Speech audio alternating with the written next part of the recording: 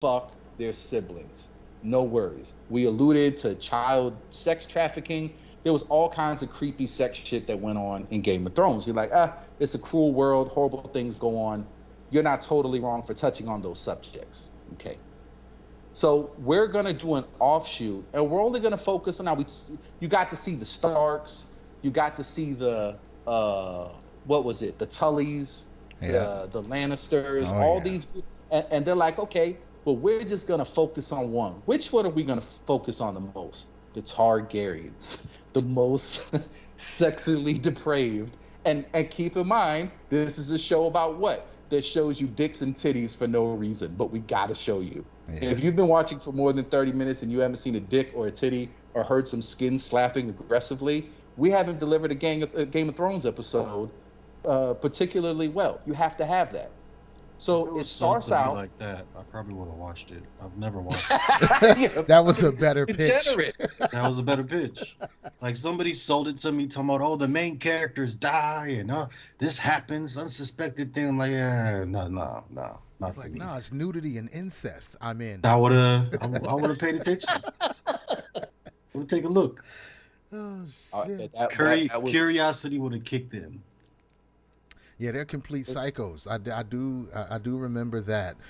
I'm pretty sure they didn't they all kind of fall victim to mental illness and go nuts like the great grandfather, whoever he is the Mad King. See, that's the thing about I got issues, right? So when I know something has that much lore and backstory, the TV show's not going to be enough for me. So when I was watching Game of Thrones, well, I'm pretty sure what happened. This happens to me all the time. I'll watch a show and I'll find it in its second or third season or something. I ignore it until I just fuck it, I'll watch it. So I start watching it, and then when I catch up to whatever the broadcast is, like when I have to wait next week for another episode, I quit. And yeah. every time when I catch up to the actual broadcast programming, I just don't want to wait. The only thing I've been able to really keep up with like that is this show called Primal. It's this animated show by the same guy that made Samurai Jack. Oh, I know what you're talking about. I've And never watched that Yeah, either, it's fire, interesting. but super I've seen fire. the clips. I love it. So I caught up to the broadcast on that one, but now we just watch it every Friday because I like it so much. Glenn Tovarsky, Yeah, something like that. but Gendy, I think his name is. But Yeah, something like that. so that's what happened with Game of Thrones. I think I watched it all, and maybe I watched the last couple episodes to where I had caught up, so I had to wait for them. And then there was like a year or whatever between that and the final season, and I found out they cut the final season into two parts, and I was just like, yeah, I'm good. And then everybody was complaining about it anyway, so I figured I didn't miss much. But I saw a lot of cool shit. I mean, I liked it up until when I stopped watching it. It was still pretty interesting. Listen, I'm just like you in that I don't give a fuck about TV either. And that's why I feel especially dirty by falling into this Game of Thrones bait and switch into Yeah, Creepy Land don't worry about it. because I did not watch it.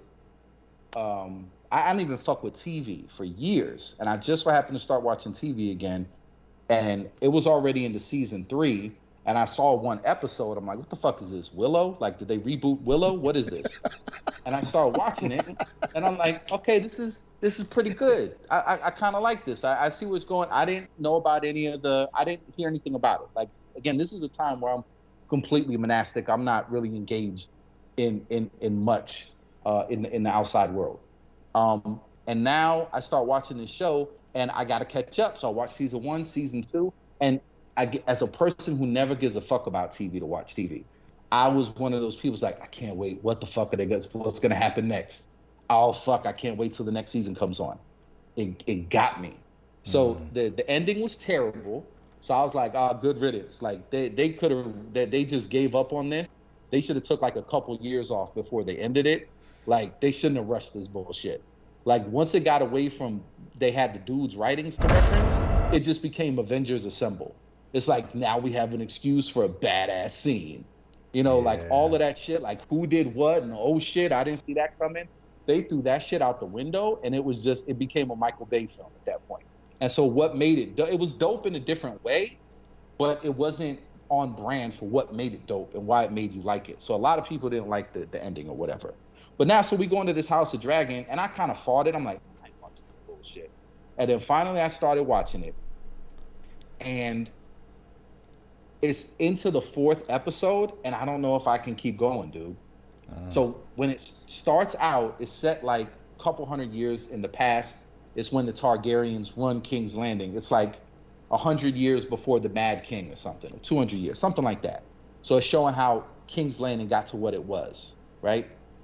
So it starts off, and the mother dies, who's the queen, who's trying to get a male heir, and they have a daughter who's like 13, 14, like she's young, she's a kid, and you kind of see that, oh, they're building her as the main character. She has an older cousin or uncle who's brother to the king, and they kind of get into a beef, and he goes and kind of rallies against him. So you got the conflict, and she, of course, is cool with her dad, cool with her uncle, and so she's kind of brokering peace between the two.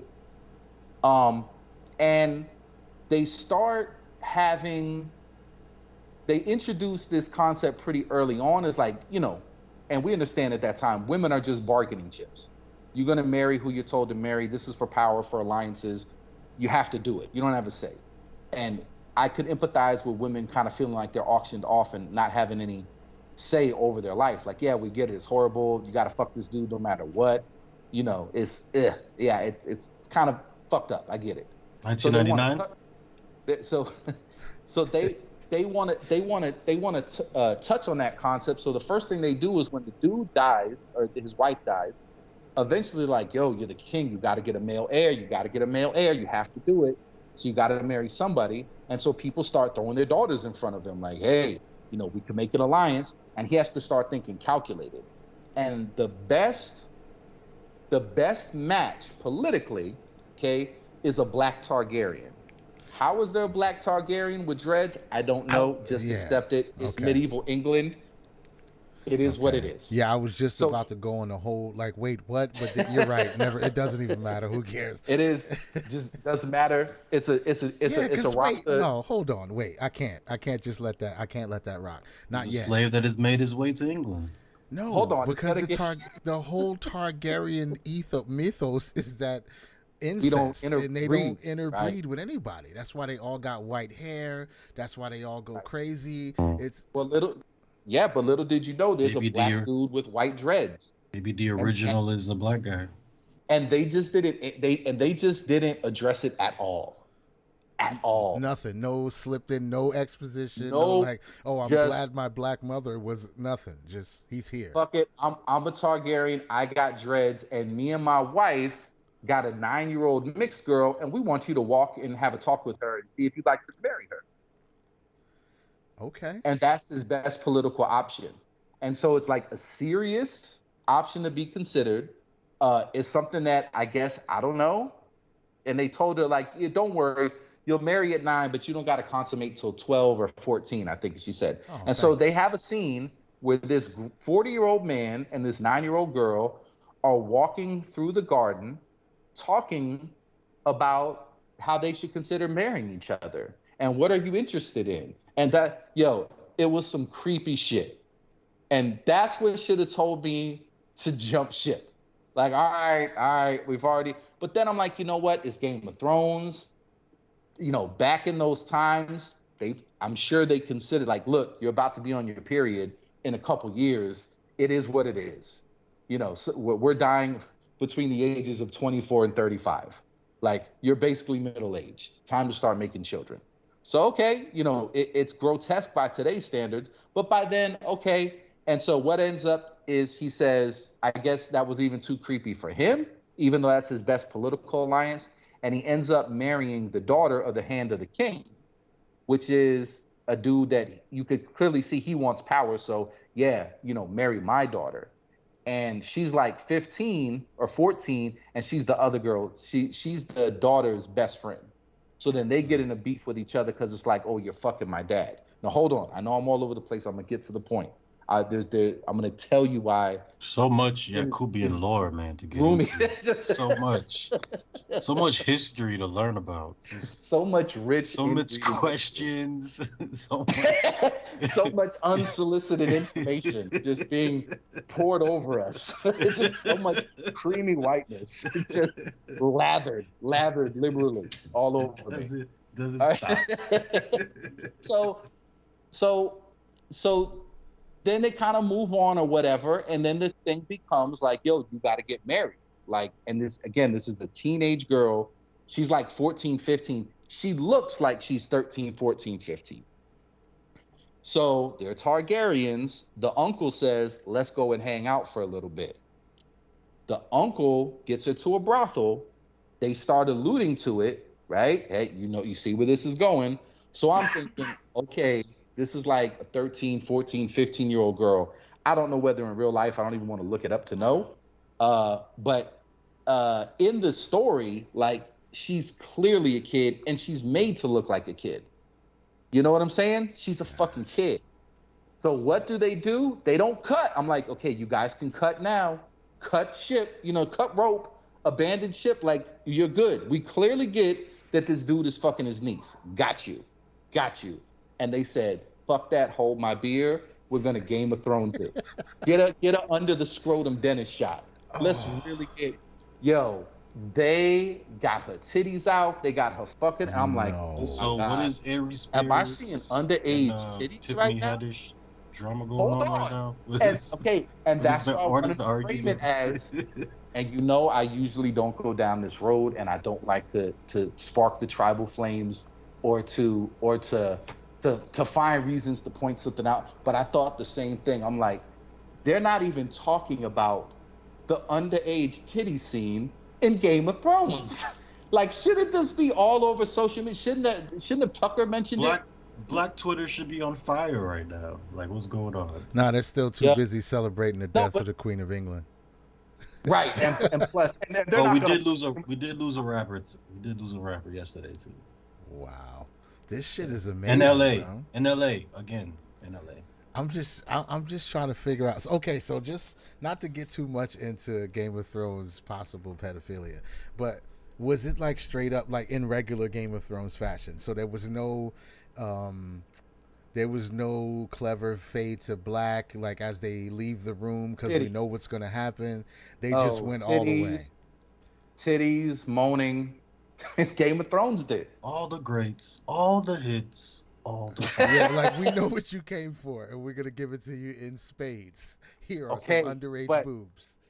But right, here's my problem of but that's what's leading up to it is like, this is the theme that you introduced and you made it a point to gratuitously, to in a very gratuitous way, you didn't have to, and you did it with a girl that you've been showing as an underage girl, and that clearly looks like an underage girl. It feels creepy, and it makes all of Game of Thrones creepy, and it almost feels like, listen, you liked it when we showed you the titties. You liked it when you showed them getting banged from the back and bent over like dogs. You like to hear the skin slapping. You loved it.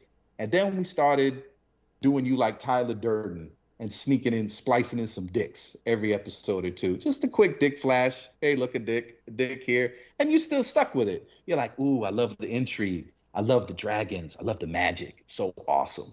It's so awesome. And then finally, we're like, okay, you went to Game of Thrones. Oh, we gave you a bad ending. Sorry, we're going to make it up to you. Watch Crib of the Dragon. I'm sorry, House of the Dragon. Watch House of the Dragon, and we got something great lined up for you. Of the Dragon. It was like leading us in to like, we're going to show you some underage fucking now. You've been sticking with us.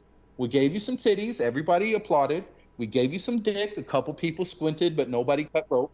And now here's some, whether it's fictional or not, it's cinematically presented as 15-year-old titties. Right. Well, I will say this, just for context. Yes. The actress is 22 years old, and her name is Millie Alcock.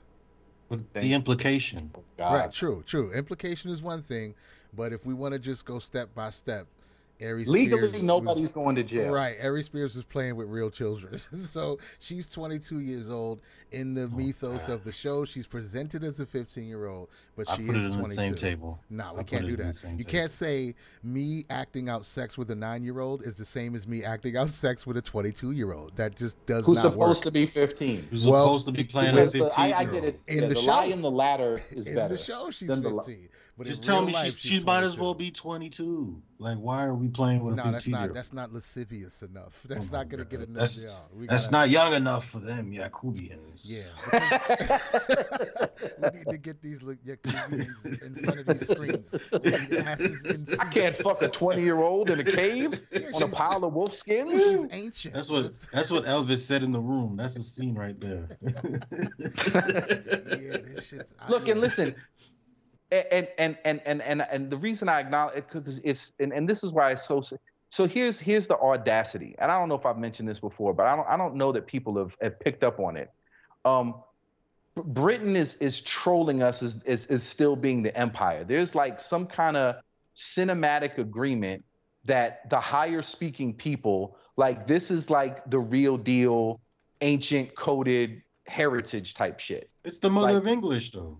but that's what I'm saying. So, but you ever notice in movies, it could be a movie set in Italy, set in French. Like There's watch the Three Musketeers. They English. speak with British accents. Yeah, British. Yeah. Like whenever it's supposed to be some kind of shit, it's like, yeah, they're basically British. And the play with Game of Thrones in some real Yakubian slickness is, look, bitch, we're the high language even in your imagination. This is just the imagination of dragons. And guess what? Everybody still speaks Victorian English, bitch, even in your imagination. Like there's something to be said there. Like, yeah, bitch. All the movies have it, and it's some weird shit. Like, and in our minds, it's automatically more regal and more intelligent and more like it's hypnotic. Like, oh yeah, I guess to the point where people, when I would point it out to people, they'd be like, holy shit, I never noticed that. It's like, yeah, dude, this is set in ancient France. And you did just now notice that everybody has an English accent.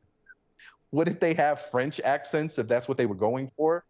You know what I mean? Like these are French people, but it's Be a like, little nah, bit more it's an realistic. ancient, right? It's an ancient piece of like Western history and ancient Western lore. Like, so what are we gonna do? No matter where it's set, it could be ancient Rome, it could be ancient Greece. Watch Bennett. I've got a proper sounding voice. Sparta, It's all of British, them.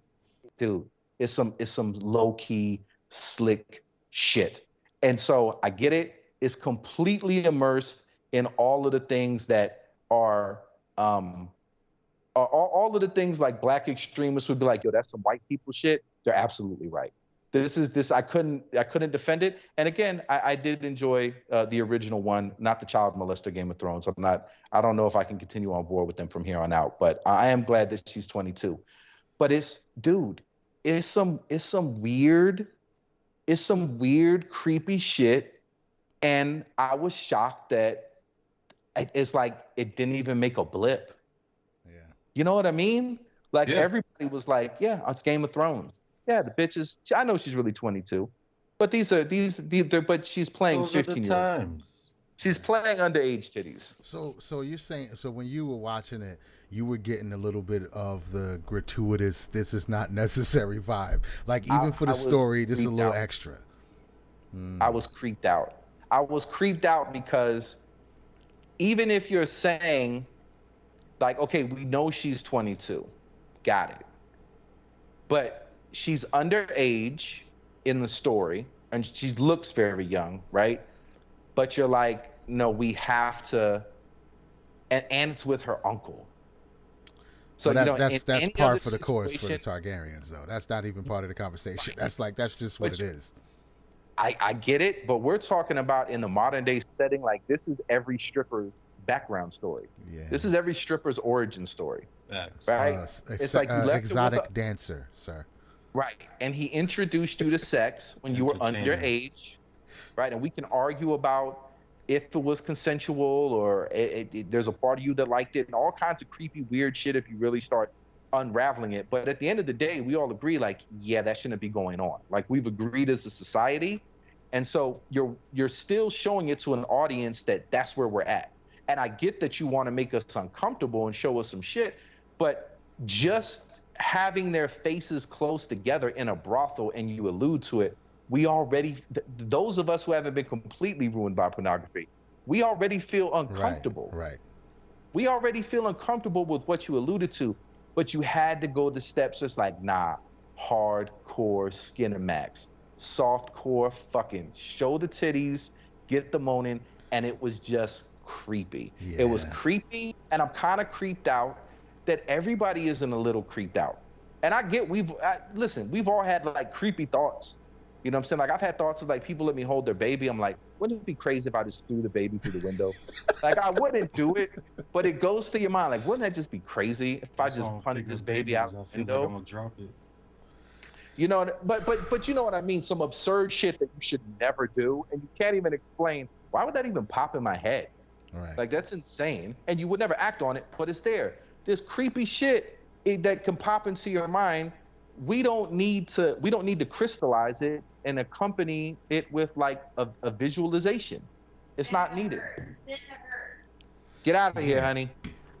Yeah, I agree. There's a way to shoot this stuff, and I don't know if I would have been able to explain it if I hadn't watched. Because if you remember a while back, Netflix wowed out and put that show Cuties, the movie Cuties, that everybody was Yeah. bugging about for a while, and rightfully so. By the clips and everything I saw of it, the shit looked, yeah, it was weird. So, but somebody who was analyzing it said that there's a way that you shoot this stuff, right? So, if you're showing if you're trying to depict a scene where little kids are being sexualized by a pervert, like there's some kids who are innocently dancing, but a pervert is staring at them. So you need to tell this part of the story. You need to draw attention to this person who's looking at kids the wrong way. You show, the kids dancing innocently, and then you go to the eyes and the demeanor of the pervert. You show him sweating and like maybe his hands, with something. There's so many ways to shoot creep, but you show the creep being creepy. You don't show through his eyes him zooming in on the crotches of the little girls and their Oh boobs shake. God. Like that's the wrong way to shoot that. Now you're creating footage that other people can use who have those type of predilections. Those weirdos are going to see that, and that's basically porn to them. That's soft porn to those people. So it's just done in the opposite way that you would think to do it creatively to draw attention to the wrongness of the pervert. You don't just show what the pervert's looking at and frame it that way. That's like you might be kind of a pervert too. Honestly, that's what I'm thinking. I still haven't renewed my Netflix subscription. I don't Like blame you. that was just a line in the sand for me, and I wouldn't judge anybody. Like and their stock dropped significantly. Like they took a hit from it. But that I never watched it. I thought about it, and I was just like, you know what? It's just one of those things like seeing certain medical footage. Right, You know what right. I mean? Like, you know what? I just don't want to. Like, I've heard it. I don't know how bad it gets, but you know what? I'm good. I don't need to see it for myself. Like, I just trust everybody's reviews about it. But that was what I had heard, is that there was like an accentuation of just shit that I guess if you're I don't want to say wired right. I think their map talk has gotten to me. Like I don't want to say, but I guess if you're not wired like a predator, like you know what I mean? Like Yeah. I don't know any grown men, right? That that I know that I could talk to and be like, yeah, you know what I'm saying? Like look at that 8-year old, without like it's either immediate fighting or the relationship is severed forever. There's nobody I know who's like, damn, I mean, she did look good for an 8-year old. No, there's Yeah. nobody I know who I would be like, yo, that wouldn't be creeped out by that. That wouldn't feel a response like, I'm kind of uncomfortable that you're even letting your little daughter walk around like this. But the fact that you're shooting the video and putting a close up and putting it on the jumbo thought matron, like the jumbo, like this is what we want everybody's attention on, like that makes me feel creeped out. And I don't know anybody that would see it, a dude as well, that wouldn't be creeped out by it either. So I just don't know, like, as a filmmaker, what are you trying to get across? Like, you want to get across that young girls are sexualized early or whatever, or they're competitive in sexualized ways, or they're encouraged or incentivized to be sexualized as soon as possible. Okay. All right, that's the point that you're going to make, and you're telling that story by showing these girls, but like you said, why tell it through the pervert's eyes, like where his attention is?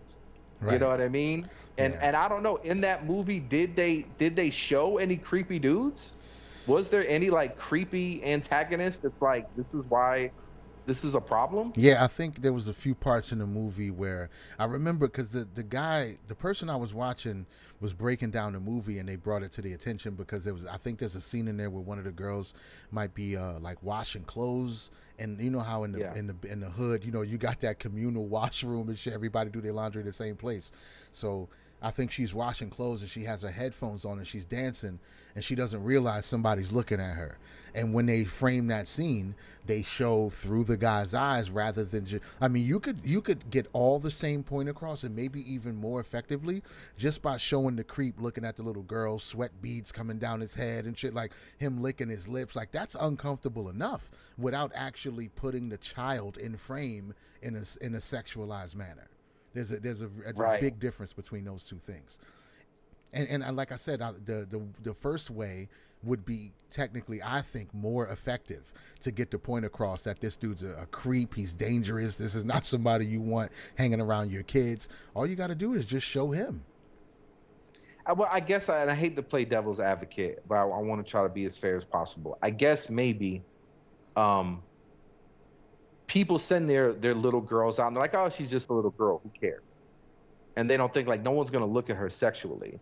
And then by they zooming in, it's like when you let your girl leave the house, like this is what you see, and that's why it looks okay to you. This is what somebody who's like looking to look at them. This is how they're gonna see it. Right. You know, like right. this is. You know, I don't know. I don't know. Yeah, I really no. don't want to defend it, but it is just weird. This, and I guess you're telling a story. You need it for story. Well, you're trying to entertain. You're telling a story to entertain. You're using like all the tools of the medium that have been developed like over these decades that cinema's been in existence. Like I get it. You could have some deep artsy explanation for anything that you put out there, but ultimately you're trying to entertain people first and foremost. It is entertainment, and then as you entertain, you're trying to make a statement. You're trying to be edgy. Yeah. So I get why we got to put a really loose, broad kind of, sex scenes is kind of unnecessary, personally. I mean, they've always been, and there used to be, I guess like decency laws. Like I think like even on the old sitcoms, like they couldn't even imply that you were fucking. Like the mother and father would go to bed in separate beds. Yeah. Like they're sleeping in the same bed and fucking. It's like now they got separate beds. And so I don't know. I heard that there was like some rule that you couldn't show a man and a woman in a bed together on TV to like a certain year or something. I don't know. Hilarious. Yeah. And now they're just like, look at these 15-year-old titties. Yeah. That's what I'm saying. This is less than 50 years. It's terrible. Yeah. What is this world coming to? This is what these Christian nationalists and shit are mad about. This is what everybody's pissed about. It's like everything's going down the shitter. You know what's funny though?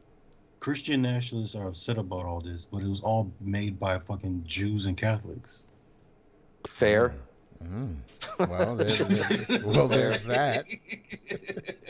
There's that. This is all 50s like Jews and Catholics written all over it. Like, I don't know, dude. It does seem weird, especially now when you break it down like that. Because I don't think there was, out of all of the depravity that they showed in Game of Thrones, I don't remember much of this particular subject matter. There was people getting skinned alive. There was a guy who got castrated and tortured for like a whole season. It was pretty bad, and it was a lot of boobs, a lot of stroking. Briefly. But I don't remember too much of the pedo shit happen. It could have slipped my mind. There was one, and I remember it because I feel like I'm super sensitized to all of this shit now, or maybe overly sensitive. Like it was a scene where Arya, the little girl, the horse-faced girl, where she was becoming an assassin. She was like the man without a face. She could hide and disguise herself or whatever. Yeah. So when she starts becoming a badass, there was this old guard from King's Landing who was there to fuck a 9-year-old or some shit. Like some real creepy shit. Yeah, it was. And she showed up and stabbed him in the throat. That was the guy who killed her teacher. Right, but they didn't show no titties. They were like, well, we got to show you titties first before she stabbed him. They're like, we get it. There's a little girl in here. She's pretending to be the little girl. That it alone is this grown man's here, and this grown man's here to fuck this little girl.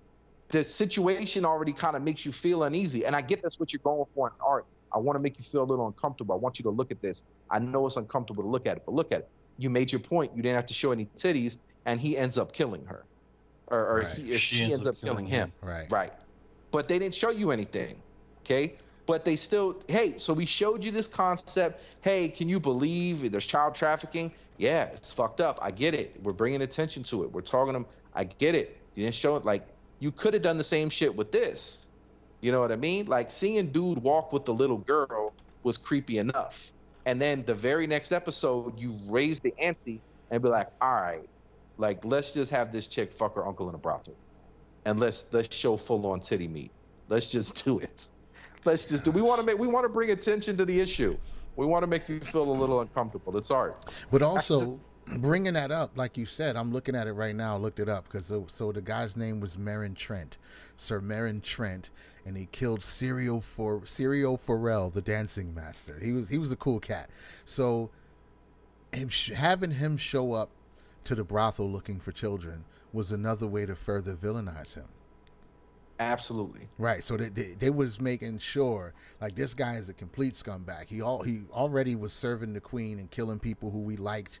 He was chasing one of the main characters and shit like that. He almost tried to kill her. So him showing up there was just like that's just a nail in his coffin. And he came here looking for kids, so you know he gotta die. That was the prelude to his death. And it seems right. like now it's just like, oh, this is just something we do. The We're story just has you know? just begun. Yeah. It's just, Oh, this is don't season tighten up one, your episode sphincter. We 4. thought we were gonna stop at the Don't side tighten the up your child sex sphincter slave just yet. arena. We got I'm gonna show mad you some pedo. 15-year-old titties at that now.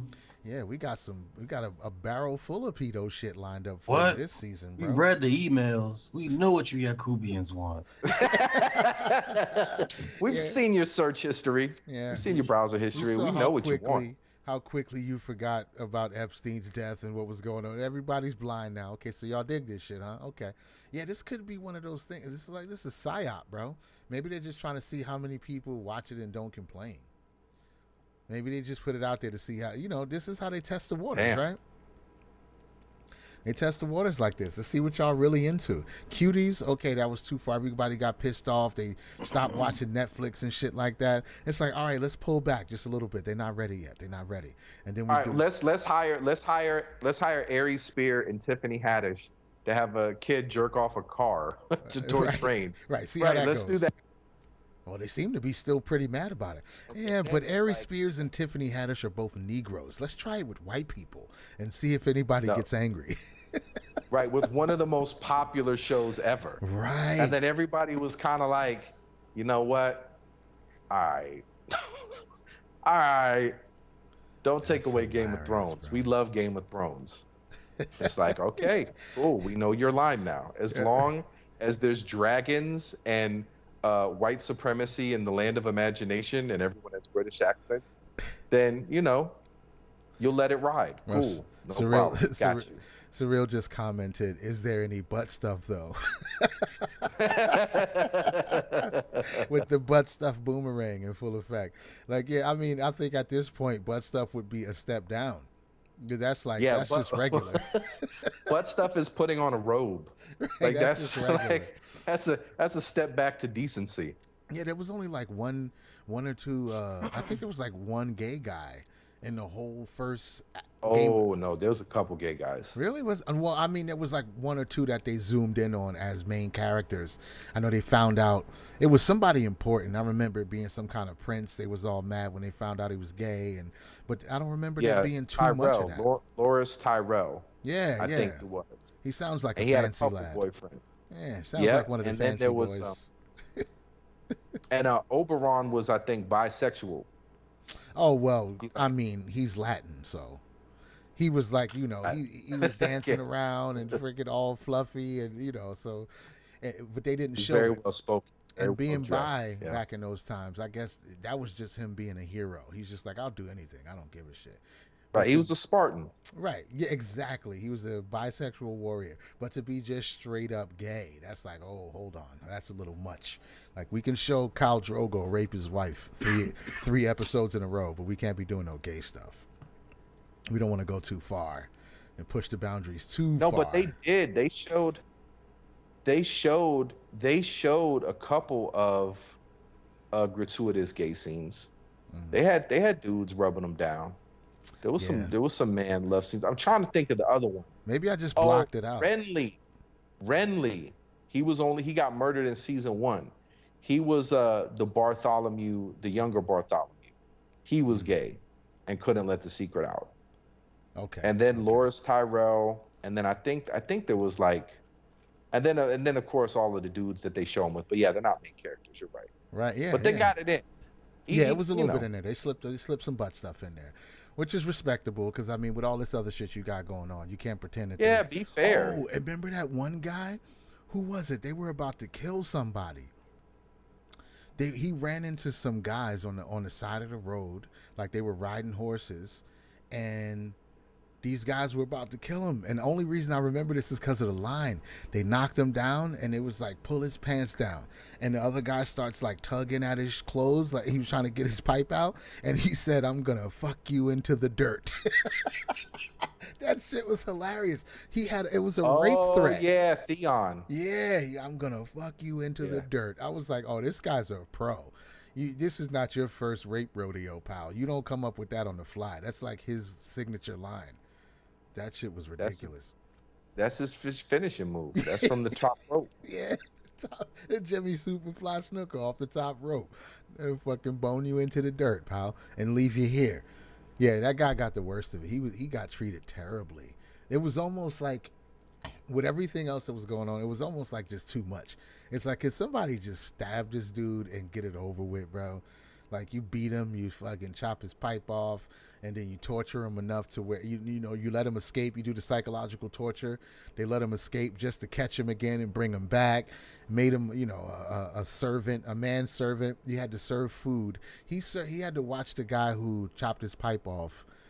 He came back in the room with a sausage on the Eating plate and started sausage, eating the yeah. sausage in front of him. That dude was a sicko. That dude was a Yeah, sicko. Yeah, dude. Game of Thrones was heavy. I'm just starting to remember how busy they was getting with some of the content. They really was getting busy, bro. Dude, But it had so many good features and lines and characters. Like that dude, I'm trying to remember his name. I think it was Ramsey is the dude you're talking the about. the And bad he guy, did yes, he like psychologically yeah, broke yeah, that. He yeah, broke Theon.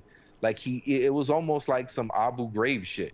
yeah, Like, and yeah, then to the point where he just kind of became his servant. Like he totally broke his spirit and recreated him. Like they showed you that process. It was like, okay, this dude is sadistic. Like, like once they killed Joffrey, it's like, damn, who's gonna be more of a dick than Joffrey? And yeah, they kind of got somebody. They're like, okay, we got a new Joffrey, yeah, and dude. they made that dude a badass. There's so much dope shit. And then just to see them be like, look, I heard this map and pedophile shit is really popping right now. I got an idea for what direction we can take the series. It's a Yeah. little disheartening to see. There's so much good Game of Thrones stuff, but I don't know, man. But that was the most kind of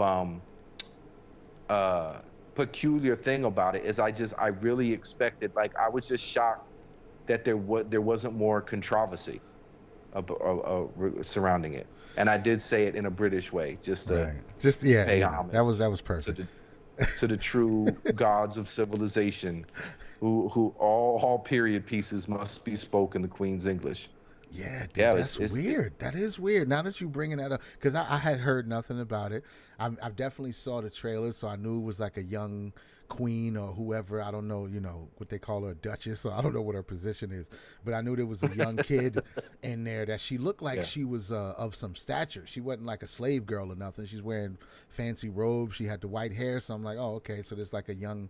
There was one in the last one too. There was a kid who was running some town. She was like a badass, and she always had a Oh straight yeah. face, and she was sitting at the head of the table and shit. So that kind of reminded me of that. But this is like she had to go through the gauntlet. She had to earn it the hard way, the long way.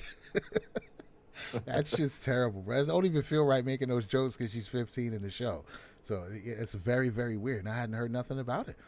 Nobody's saying nothing. If they are saying anything, is the algorithm is suppressing it. They're like, no, eat it up, enjoy it. It's tender meat. It's succulent, tender meat. Just enjoy it. It's Wow. weird, and they will probably say like, you know, um, but actually in the story, this many years go by, and she's actually technically 18 at that time, or blah, blah. I don't know. Like I don't know. They may come up with a way to, but they introduce you to her as a kid, and it's only 4 episodes deep. She's still a fucking kid. Right. You know what I'm saying? Like nothing has changed to where you'd see her any differently. So it's just some weird shit, man. I don't know. I hope I didn't ruin everybody's night. No, I I'm just. apologize. Now everyone's gonna hate Game of Thrones, and it's all my fault. I've never watched it. Oh, okay. Well then, Walking Dead nothing's been guy. lost. Walking Dead I guy. apologize. I've That read sucked about me in. That sucked me in. But I read a lot of Walking Dead, but I couldn't watch it because I don't know. When you're reading it, it felt a little bit different to me. I would go through 6 or 7 because I had like a PDF reader on the computer, so I would download the books and kind of just click through the pages, and it goes so quick. I was going through 8, 9, 10 episodes a night, like I almost like playing video games. I'm sitting here reading Walking Dead. I've been down that rabbit hole. Oh yeah, it was a long time ago, but I was deep. Yeah. And so when the show came out, I was pretty excited to see how close it would be to the source material, but I don't know, man. It's just something about the pacing or whatever. It's just like, okay, zombies chase us, we find a place to stay, shit goes bad, zombies horde, we find a place to stay, shit goes bad, zombie horde, it just kept the same thing over and over and over and over. It's always gonna be like that. But what I liked is it played with the psyche of like the zombie's not the only threat. Right. When they start introducing the bad humans, then it gets a little bit more interesting. But even then, it was like, I don't know. It just couldn't keep me interested for long enough. It's a TV enough. show. You have to keep watching. It just at some point you have to be like, this is a TV show. Like they have to keep this train going. Yeah. Because now it's just ridiculous. I quit after after the one cowboy guy. I don't know, the governor. I quit after the governor shit. To me, that was the end of the best. Because I fell in that rabbit hole. I was at work and they were doing a marathon, and I'm like, "Oh, this is pretty good." And then I just watched it, and then it got dumb after a while. But I watched Fear the Walking Dead because it's kind of like the first couple of seasons of dealing, but it's getting dumb too. But at the end of the day, man, it's a TV show, so it's inevitable that stupidity is gonna fall into. They're gonna run out of stories and writers. Yeah. At some point.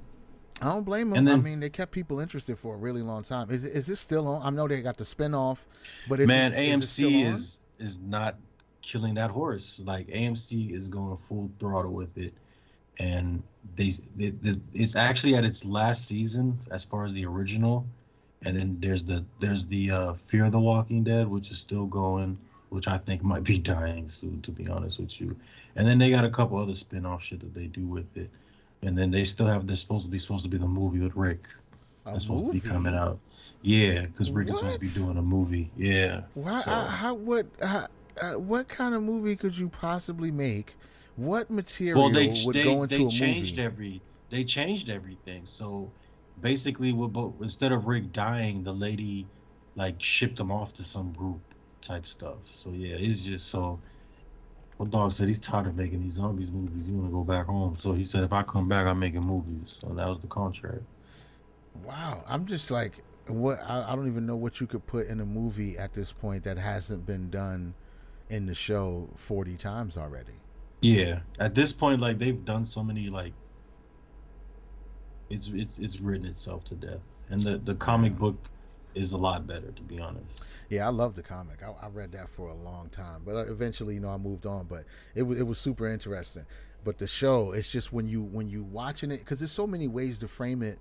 When you're reading a book, there's all these different angles they can do. But when you're in the show, it's just like, all right, we're good for a few episodes. But you know what? I think we're gonna have to leave this house. You know what? I think we're gonna have to leave this prison. Yeah. You know what? I think we're gonna have to leave this gated community. You know what? I think we're gonna have to leave this compound. Everybody died. Yeah, it just doesn't stop. New characters. Oh, there's more of us surviving.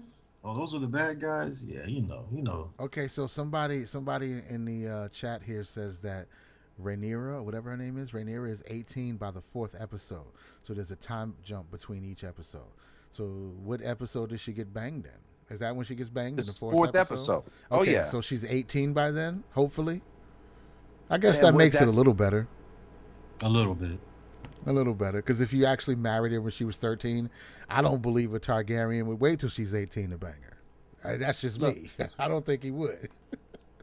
the chick looks the same as in episode Of 3. course, right. I just don't If Muhammad you didn't just wait, show. I mean, Targaryen's not going to wait either. I'm sorry. I'm sorry. Targaryen's like, you know what? How about let's bang tonight and say we didn't bang until you were 18? How about that? That sounds about right. But at least they Sounds wrote about it in. If there's actually, a time jump and what, blah, blah, blah, I guess that's their safeguarding from. So let's show these 18-year-old boobs that were 15 in the last episode. There we go. It's still creepy the way they introduce it. It's still the way that they lead. And again, but if okay, so maybe it's just me. Maybe I'm creepy because I feel weird about it. Everybody else was like, "Yep, I know these are 18-year-old titties now. No harm, no foul." Because I got to assume, of course, they were 18-year-old titties if it was on TV. Duh. But just in how they're presenting it in the story, I don't know. It just felt creepy. Yeah, one of the most popular questions with the Google autofill, I was typing how old is Rhaenyra, and it said how old is Rhaenyra in episode 4. So I'm pretty sure some other people Googled the same thing. Yes. It was like, I don't like this. So in episode 2, Viserys says his daughter Rhaenyra is 15. Then following the time jump in episode 3, he mentions she is now 17 and of age to marry. Okay, so when she was 17, she's of age to marry, and then I guess the next episode, it's ripe for the plucking. I get it, but it is a little weird because you're using the same actress, right, who's passing through this time, but she's not aging technically in front of you. She's presented at 15. A couple episodes later, she's getting banged by her uncle. Yeah, I could see where it feels a little bit problematic, especially if you miss the detail, that little line of dialogue where he mentions that she's 17 now. It could definitely get a little uncomfortable. I agree. It's either way you look at it, it seems like Game of Thrones could possibly be becoming a Trojan horse for maps. It's a map Trojan horse. And Andy said they definitely did not. Shit. They didn't show her breasts. Hey, it's Game of Thrones. Somebody's boobs got showed, bro. What are you talking about? No, those titties were out. Listen, how does Game of Thrones open? What did they show you? The opening scene of the House of the Dragon. No, the original one. What is the opening scene of Game of Thrones? I don't remember. Play it. Bring it up. Okay. See if we can bring it up. So the intro. Game of Thrones season 1 opening scene. No, just Game of Thrones opener. Oh, like the opening whatever, scene. Okay. Whatever that's called, like the opening music. The card, yeah. Theme. The whole opening theme. Yeah, whatever that is. It's the okay. Intro music. Yeah, let me grab that. Because I just quick. connected the dots on a grand conspiracy theory. Let's get them. Reddit really needs to get to work. I've given Reddit so much. We've given so many plausible, uncomfortable conspiracies that you can't, if you fleshed it out, the pieces are there. So look, I'll save you the trouble of pulling it up. You don't remember? It was a giant map. Yeah. Oh God. The camera flies over the map. Oh my. Yo, God, this is bro. Nat Geo is behind all of this shit. Yo, this is terrible, bro. It's all connected. I don't like it. Not one stinking bit. That's not right, bro. That's not watch right. that Dungeon and Dragon shit, man. I'm trying to tell you. Try to slide things in there. Yeah, and I always thought that was like one of the most interesting opening cards I've ever seen. Like, because everything, I guess somebody really got busy in Unreal or 3D or Blender or something like that. But yeah, it's just a huge, intricate map, just moving around all the inner workings of a map. The gears are turning on the map. Right. Yeah, this ain't right. Oh shit!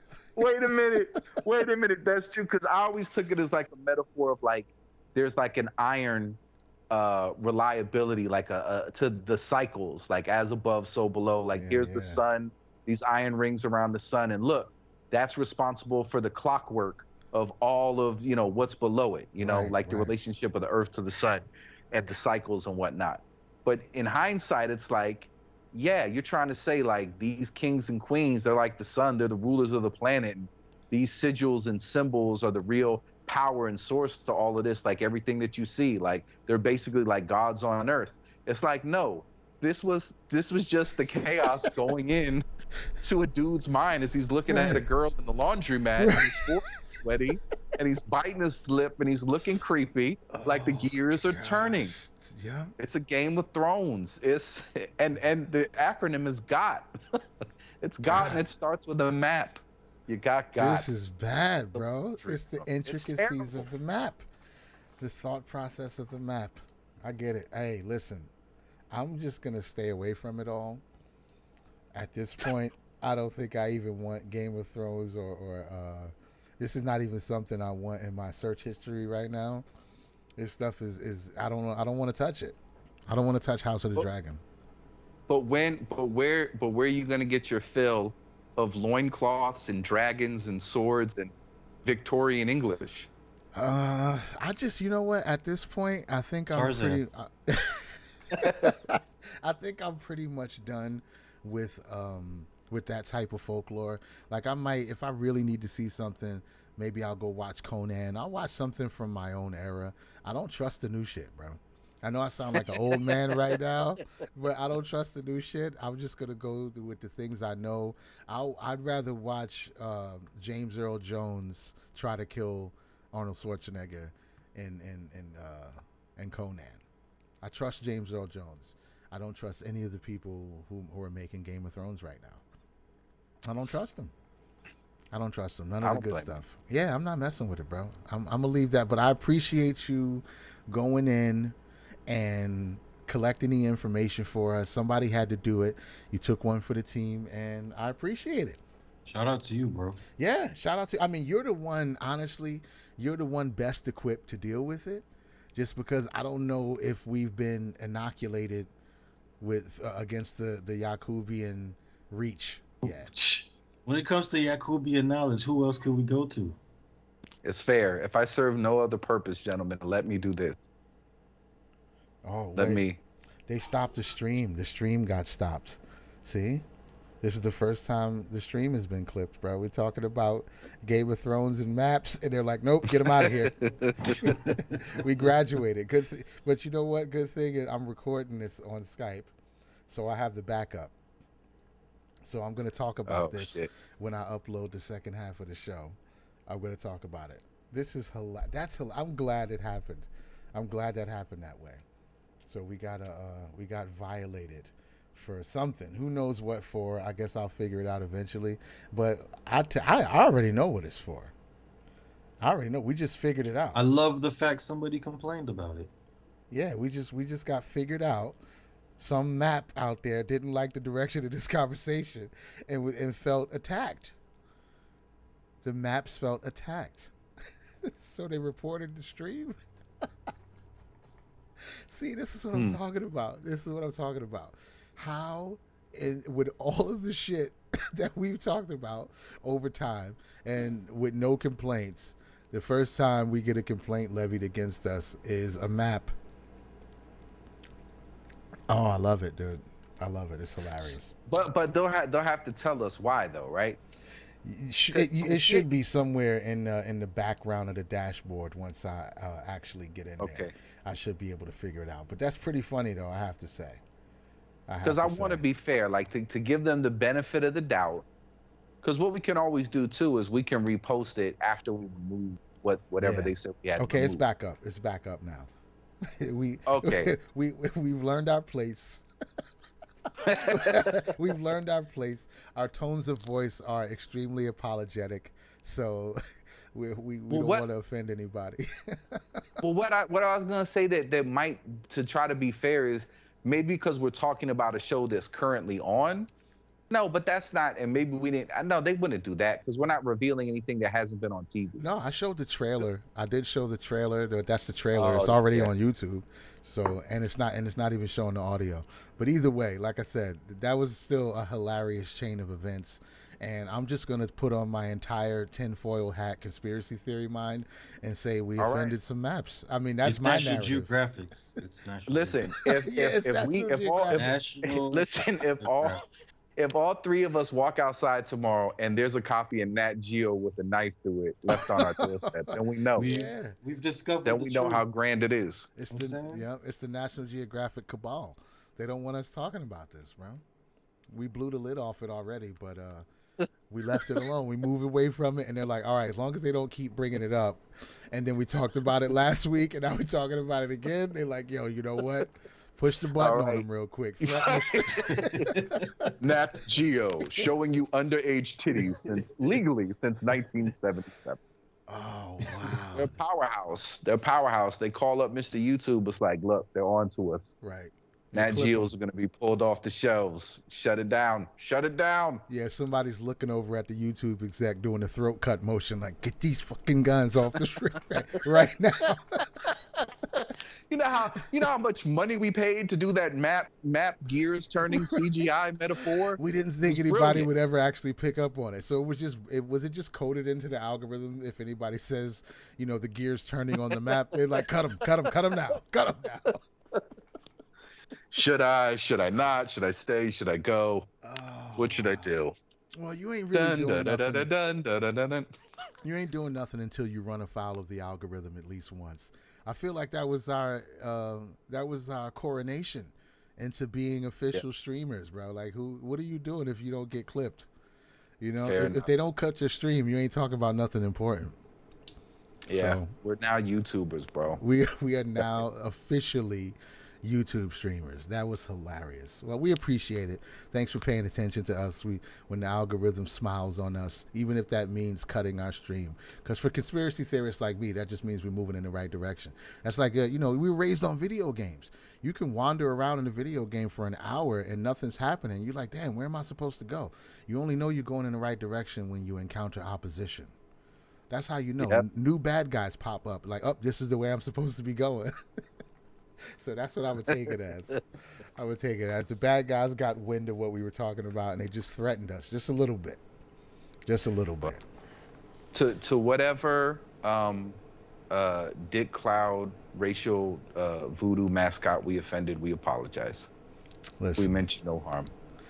Listen, I will not apologize for offending Maps. Maps should be deeply offended at all times. At every moment of the day, they should be offended by people's unwillingness to accept their maphood. I don't even like the fact that somebody made an acronym. That's what the real problem is. Yeah, some cute little acronym. You don't deserve that. You don't deserve an acronym. Now I get it. I get what they're trying to say. I get sort of so let's be super charitable here, right? Be super charitable. We could say that they're just trying to normalize the idea that people's psychological states shouldn't be enough to criminalize them. And I've said that before too. You can't really convict people of thought crimes. Right. Fair enough. But once you start to identify with the thought crimes enough to create an acronym for your alignment, an identity, yeah. I say Salem witch trial them. No. We can't say that because the Salem witch trials was conducted by psychopaths because of some crazy little girls. So I'm a believer that the people who killed the so-called witches are more dangerous than witches have ever been. That's my take. I agree with you 100%. And I'm gonna go out on a limb here. And I honestly, in my gut, I want to say 5 years. And I just know that that's ridiculous. I guarantee you, within the next 90 days, you're going to start saying the P word. That's what people will say. Say word. Map. Don't say the P word. Right. Don't say the P word. We don't like that. Wow, and it's going to be like, oh, you remember when people used to say Negro, right? We don't say Negro anymore, okay? We say people of color, okay? And you know what? I'm a map, okay? We don't say the P word. It's very offensive. It's very offensive. That's where we're going. And I wanted to say within 5 days, they're going to say the P word like they say the N word. And I said, nope, 5 years is absolutely disrespecting the algorithm. The simulation has showed us, dude, you don't have to make long-term project. This is not a long-term hold. This is a short-term buy and sell. In 90 days, I guarantee you, they will install MAP as the new people of color term, and they'll use that as the basis. They'll use that. Wow. It will become the P word. 90 days. I guarantee it. Yeah, I don't even doubt it at this point. I have no doubt in my mind that shit is going to become more and more degenerate in the near future. Just because this is what happens when you stretch too far in one direction. The overcorrection comes, so you can't just go all the way right from a puritanical standpoint and then expect society to snap back into the center. It's absolutely going to go in the opposite direction. But I Is this also what think happens when smart that's people what have proves babies? to people that both sides are crazy. Because you have to prove that both sides are crazy. You can't leave it up to people to make their own decisions. Just like the same thing with the what you call it, the Little Mermaid thing. People, this is as much as I hate to say it, this is a real conversation. This is really taking place amongst adults about whether or not a mermaid should be black. Not any mermaid. So I don't think they're saying any. Well, some people are. Some people are saying that because mermaids live at the bottom of the sea, sunlight doesn't reach down there, so it can never activate any melanin. So there's no way that mermaids could be. Why are we? Wait a minute. Why are Is you it getting going that that deep deep? online? Yeah, That's yeah. fine. That's the real conversation. Scientifically, here, mermaids could not be black, and I would I'm also. out. I'm done. I'm done. I didn't even know this Check it was a out. thing. I didn't No, even know this was a I'm thing. out. I can't I didn't fuck even with know none this of was. you. That's no, how it's real. far I was away from this nonsense. I It's didn't even real. know this was a thing. It's a real conversation. So, Didn't know this and I'll was- say this: I'll take that. No sunlight at the bottom of the sea, so no melanin. I'll take that. See you that, and I'll raise you. If you want to be scientifically accurate, Ariel should be translucent like a jellyfish or an anglerfish or something like that. Stuff that lives that close to the bottom of the sea is mad, ugly, and nightmarish. So she should have gelatinous, clear skin. You should be able to see her bones through her body and her organs. If you really She was a want white woman. right? That's really what's going on. Terrible. That's what's going on down there. You know what I'm saying? But yeah, so some people are upset on the science side of it.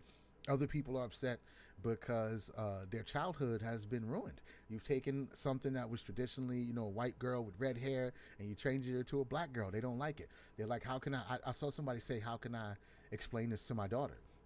Well, if your daughter's already racist, there's not a lot I don't know what to say. Because if your daughter sees a cartoon with a white red-haired mermaid, Man. and then she sees a live-action film and she's like, "Daddy, why is she black?"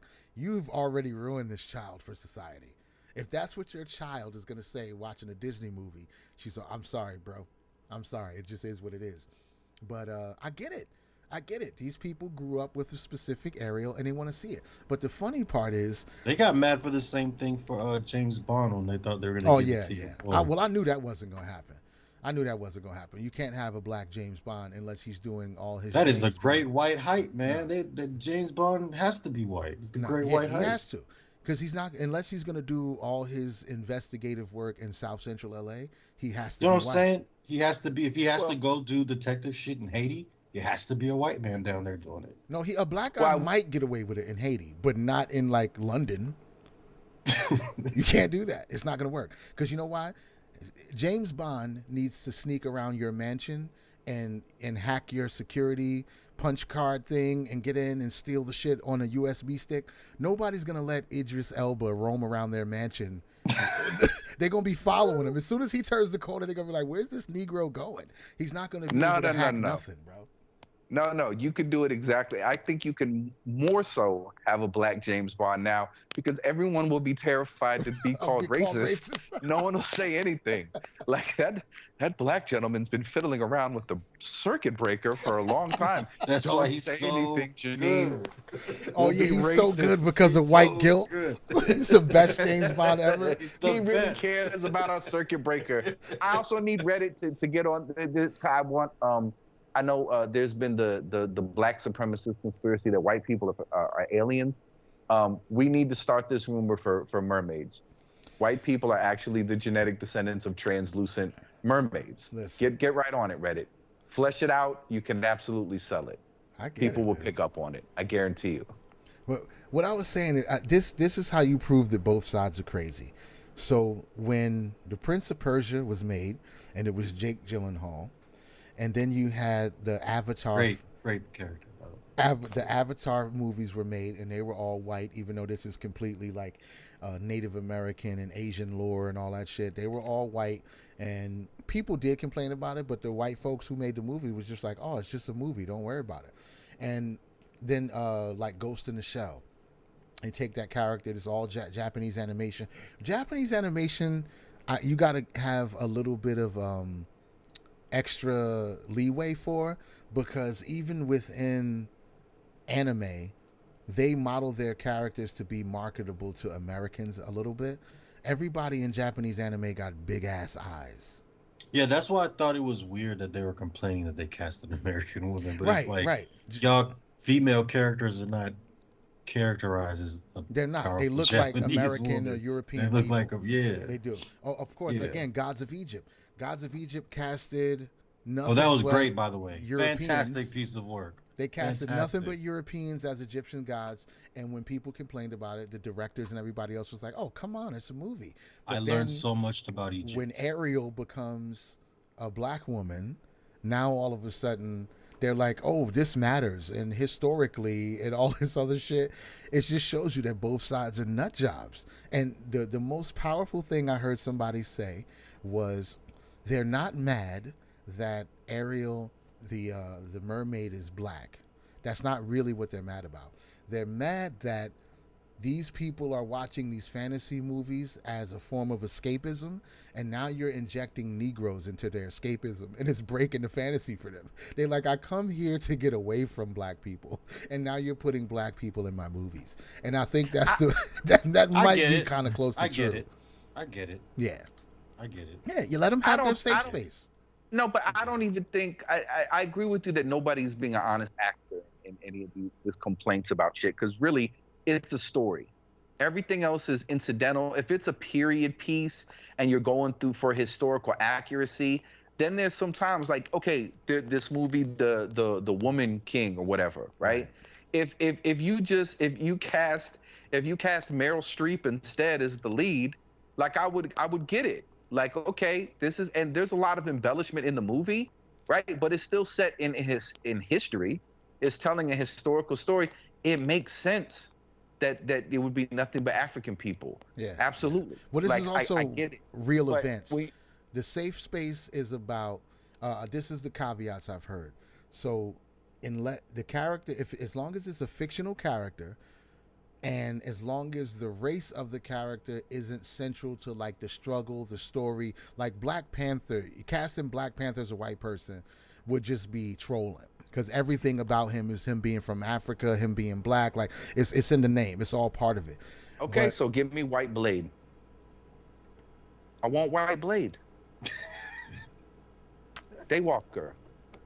Give me Woody Harrelson. I want Woody Harrelson. You're right, but I don't like it. Right?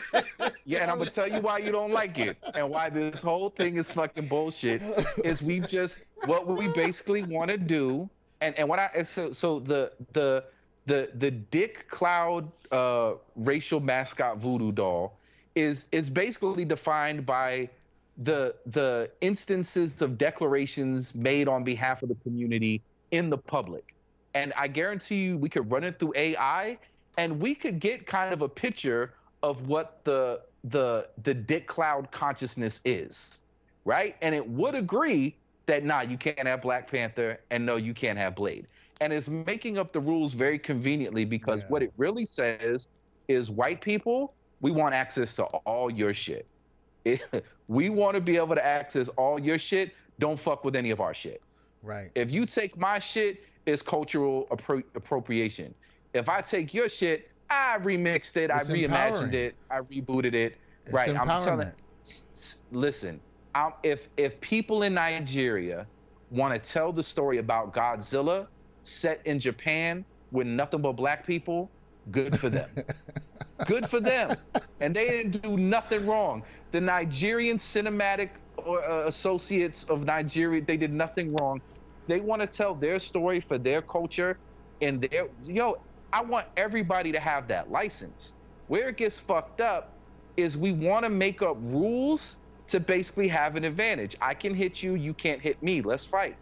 Well, that's a shitty fight, right? So everybody should be able to do it. Like I said, I'll start the GoFundMe. I'll put up a couple of grand to get it started. Woody Harrelson in the Louis Farrakhan biopic. He played Larry Flint.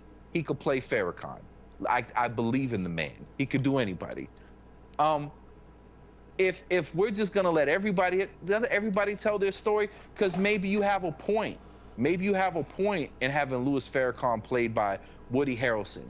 Maybe you have a point in having Robin Hood or James Bond played by Idris Elba, right? But you're talking about England. There is a culture there.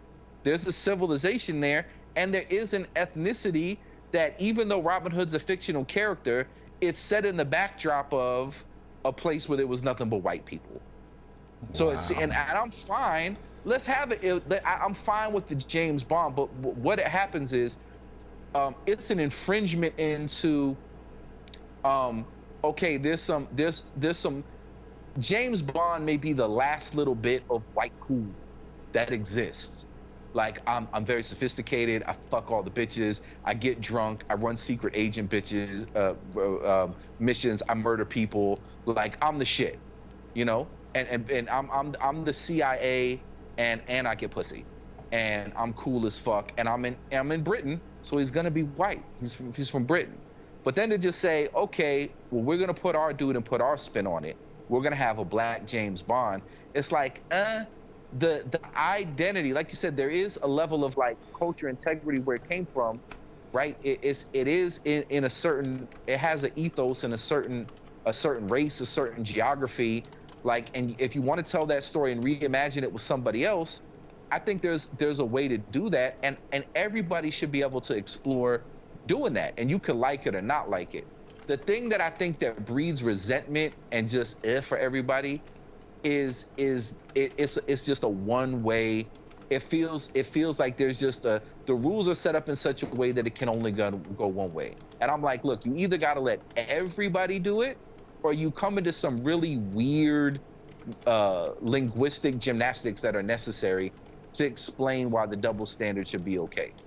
So I don't have I think I have a problem with anybody that has a problem. You shouldn't give a fuck what color Ariel is. First of all of Walt Disney is anti-Semitic. It's all based on, like, I think, like, German story, like really grim shit, like the fairy tales, like, and it retells it and it reimagines it in such a way. But these are all, if you read the actual stories, like, these are much harsher stories than what we got. It gets Disneyfied, and so who cares if we were talking about, because if we really wanted to keep it real, aren't we just retelling like German stories, like German fairy tales or some shit? Something Like, like isn't that. that what all of Disney is? So if you wouldn't change Black Panther because it's set in Africa, even though it's a fictitious country, it's a real continent, and like you said, it's integral to his thing or whatever. Yeah, he's a fictional character, but the origin story is already in a certain culture, in a certain geography. I think you could say the same for Santa Claus being Nordic origins, and I think you could say the same thing for the Three Musketeers being French, and even though they were, I think you could say the same thing for James Bond and Robin Hood being English. Like, there is an identity there. You know what I mean? There's a culture, there's a geography, and either we gotta be cool with all of us borrowing and building on all of this shit, or everybody, or we can even be more segregated. But I guarantee you, nobody practically goes, the Japanese people made this car. I'm not going to drive it. If it's not built by black people, designed by black people, I don't want it. Well, no, I'm not. you Yeah, can. I'm not. Black people can have everything because they are the oppressed society, and white people can have nothing because they are the dominant society. That's according to Tariq Nasheed and the foundational Black American movement. So we could take all your shit, but you can't have none of our shit. I think that's the way you make it all fair and balanced, if I'm not mistaken. Okay, yeah. I just don't know how to make that math work.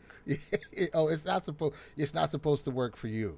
It's only supposed to work for the black people, because these are the Right. same people who talk about how white women wearing hoop earrings is like destructive to their culture, but now they're uploading footage of their black daughters crying at the sight of a black mermaid. And let me just go on record here. I just want to keep it real. If you show your child a black mermaid and it brings them to tears, you have failed as a parent. That's what I'm going to say. Because why does your child, what have you done to them psychologically to make it so they can't connect to any of the first of all, it's a mermaid. First, let's just keep that real. Because all the princess stuff, maybe there's a little bit of a conversation there, but you shouldn't have to see a person of your same race to fully connect with the idea. If you see a white woman go to space in a rocket ship, why can't your child bridge the gap and say, you know what, I think I want to be an astronaut? Why do they have to see a Right. black astronaut for them to get the, oh, wait, so I can do this too? Because I've never seen a black person do it. That means you can't do it? That's a Well, failure of parenting. I think we're missing the value of storytelling. Like when you tell a story, you're creating things in your imagination, and you may already create them in your image. But the idea is, as you get told the story, you're trying to extract from it the meaning. Right. What are you learning from it? What are you getting from it? And so, like, to not identify with the struggle, those principles and the abstracts involved in the story, you're just solely based on the physical aspects of it. Like, I think you missed the whole point of telling a story. Like, I don't need to relate to the person's biology. I need to relate to their struggle and the idea. Well, you don't know my struggle. Listen, people know what it's like to be sad. Right. People know what it's like to be frustrated. People know what it's like to be in love, to have something you take in. Just because they didn't experience the exact thing in life that sparked that emotion for you doesn't mean they haven't experienced that emotion. And it's impossible for two people to relate. It's like, you don't know what it's like. I suffered under slavery. You don't know what it's like. I suffered under the Holocaust. No, I think you both suffered. Okay. We don't have to play the Olympics on who suffered the most. But yeah, bad things happen. Shitty people do shitty things. And the rest of us have to live with it. It sucks. That's a human experience. And when you tell stories around that struggle, I don't give a fuck what the people are. Like, you should be able to hear that story and relate to it. You know what I mean? Like, otherwise you're missing the whole point of telling stories. Yeah, that's. I think that's a lot of people's problem. A That's lot of people's amazing, problem. dude. So That is it is, man. absolutely amazing. Hey, look, it is what it is. But I agree. I think that first of all, I don't believe a lot of these people. I think they're setting it up. I think they're setting it up. I think they're showing their children overreact to the trailer on purpose. I just, I don't know. It's hard for me to believe that a kid would latch on to the race of a character like that unprompted. That has to just be the temperature of your household. Like, Kids that's just, don't know color, not so like it that. Not like that. I don't feel like even if it don't you, even matter. These are adults making complaints today. yeah, The kids. yeah, that's exactly what it is. They're adults and they're doing it on purpose to try to put out this idea of, like I said, these are the same people who are hurt when they see white people wearing cornrows and dreadlocks. They're heartbroken. They're like, you took something from me. But now, when you actually taking an intellectual property and changing the race of the lead character, for some reason that's like, let's celebrate it. That's awesome. We love it. Hey, let's. It's all. We Listen, know what it is. We know what's happening. We know I, what's I happening. want to feed all human beings and end all human hunger on the planet, but I don't want that more than I want black women to feel beautiful in blonde hair. And I'm not willing to trade off the 3 billion a year. I'm not. And you know what? And when black women rock blonde hair, there's a lot of instances where it looks really good. And it's straight and it's wavy and it's very European. And you know what? I don't think it's cultural appropriation. That chick just wants to have that hair. And the technological advancements and purchasing power is available to make it happen. Why do you have to judge that individual? Do you want to be white? Of course not. She Right. doesn't want to be. And why isn't everybody flattered? Oh, you think my long, wavy, silky blonde hair is beautiful so much that you'd want to wear it? Thank you. Let's be friends. Let's be closer. Oh, you think my braids are so beautiful that you want to get extensions in your white girl Karen hair and have braids like mine. You admire what I have. That's nice. Let's be friends. No, don't No. touch my shit. Right. Fuck you. So what the actual Dick Cloud mascot is, and again, because it's just silly. That's why we have to come up with the Dick Cloud mascot metaphor to make sense of it all. People say, I speak for the black community, I speak for the Jewish community, I speak for the white. Nobody speaks for any community. Everybody speaks for themselves and then speculates what the rest of the people want. And often, more often than not, somebody's speaking up and saying, fuck you, you don't speak for me. So this Right. idea that there's this singular voice, but at best, we can define that singular voice by what comes up the most. So when you talk about, well, what's important to the Black Dick Cloud? Repairing the family and ending violent crime? No. We don't want that. If you talk about that, that's racist. Right. Fuck that Gucci sweater. Let us have a Disney character. Wait a minute. This is financial empowerment. This is political power. This is changing things. It's a fucking, here's a nothing sandwich in lieu of real progress, and share it on Twitter and feel like we accomplished something. I feel like it's such a, here's how to waste your energy type shit. You know what I'm saying? Like, and that's what the Dick Cloud energy is, hey, we won. We've got Ariel now. Hey, we took your bitch. Gives a fuck. We took your bitch and made her guess black. What? And you can't have any of our bitches. Right. You can't have any of our shit. And it's like, so if what you're saying is you don't want to connect, you don't want to share things, you say, I don't want anything to do with white people, but let me have access to all your shit. Can we do that? Like, that's a stupid proclamation to make, as like, this is what the national agenda is. But if you piece together all of the energy and focus, it's like, yeah, there's no real valuable conversation at all being had publicly around race. Like, we're talking about fucking Gucci sweaters that look kind of Sambo-ish, and fucking who the Little Mermaid is, and who can rock whose hair. Like, it's absolute fucking mindlessness. Yeah, I think it's just an example of what happens when people become so privileged and bored with what's going on in the world. They start looking for shit to be mad about. They create these problems. Like, this is the stuff that you're complaining about at this point. Just think about that. Like, you have people still running this narrative that, you know, this is the most oppressed group in the country and they never going to let you do nothing. Every time you try to get a leg up in society, the white man going to kick you back down. And it's like, so what's the biggest issue that you think, we face right now? Is first, brother, we got to get Ariel, brother. That's step number one for the revolution. We got to get Ariel. Got to get that redhead mermaid. I got to have it, man. We got to get it with braids. Disney, piece by piece. Right. I thought we got him in Aladdin. Nah, brother, we had to get Ariel. Shit, it's like, yo, this is what's meaningful change.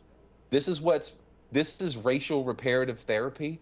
No, this is just stoking the flames of outrage and polarizing and segregating people more and more and more. It all makes Disney money.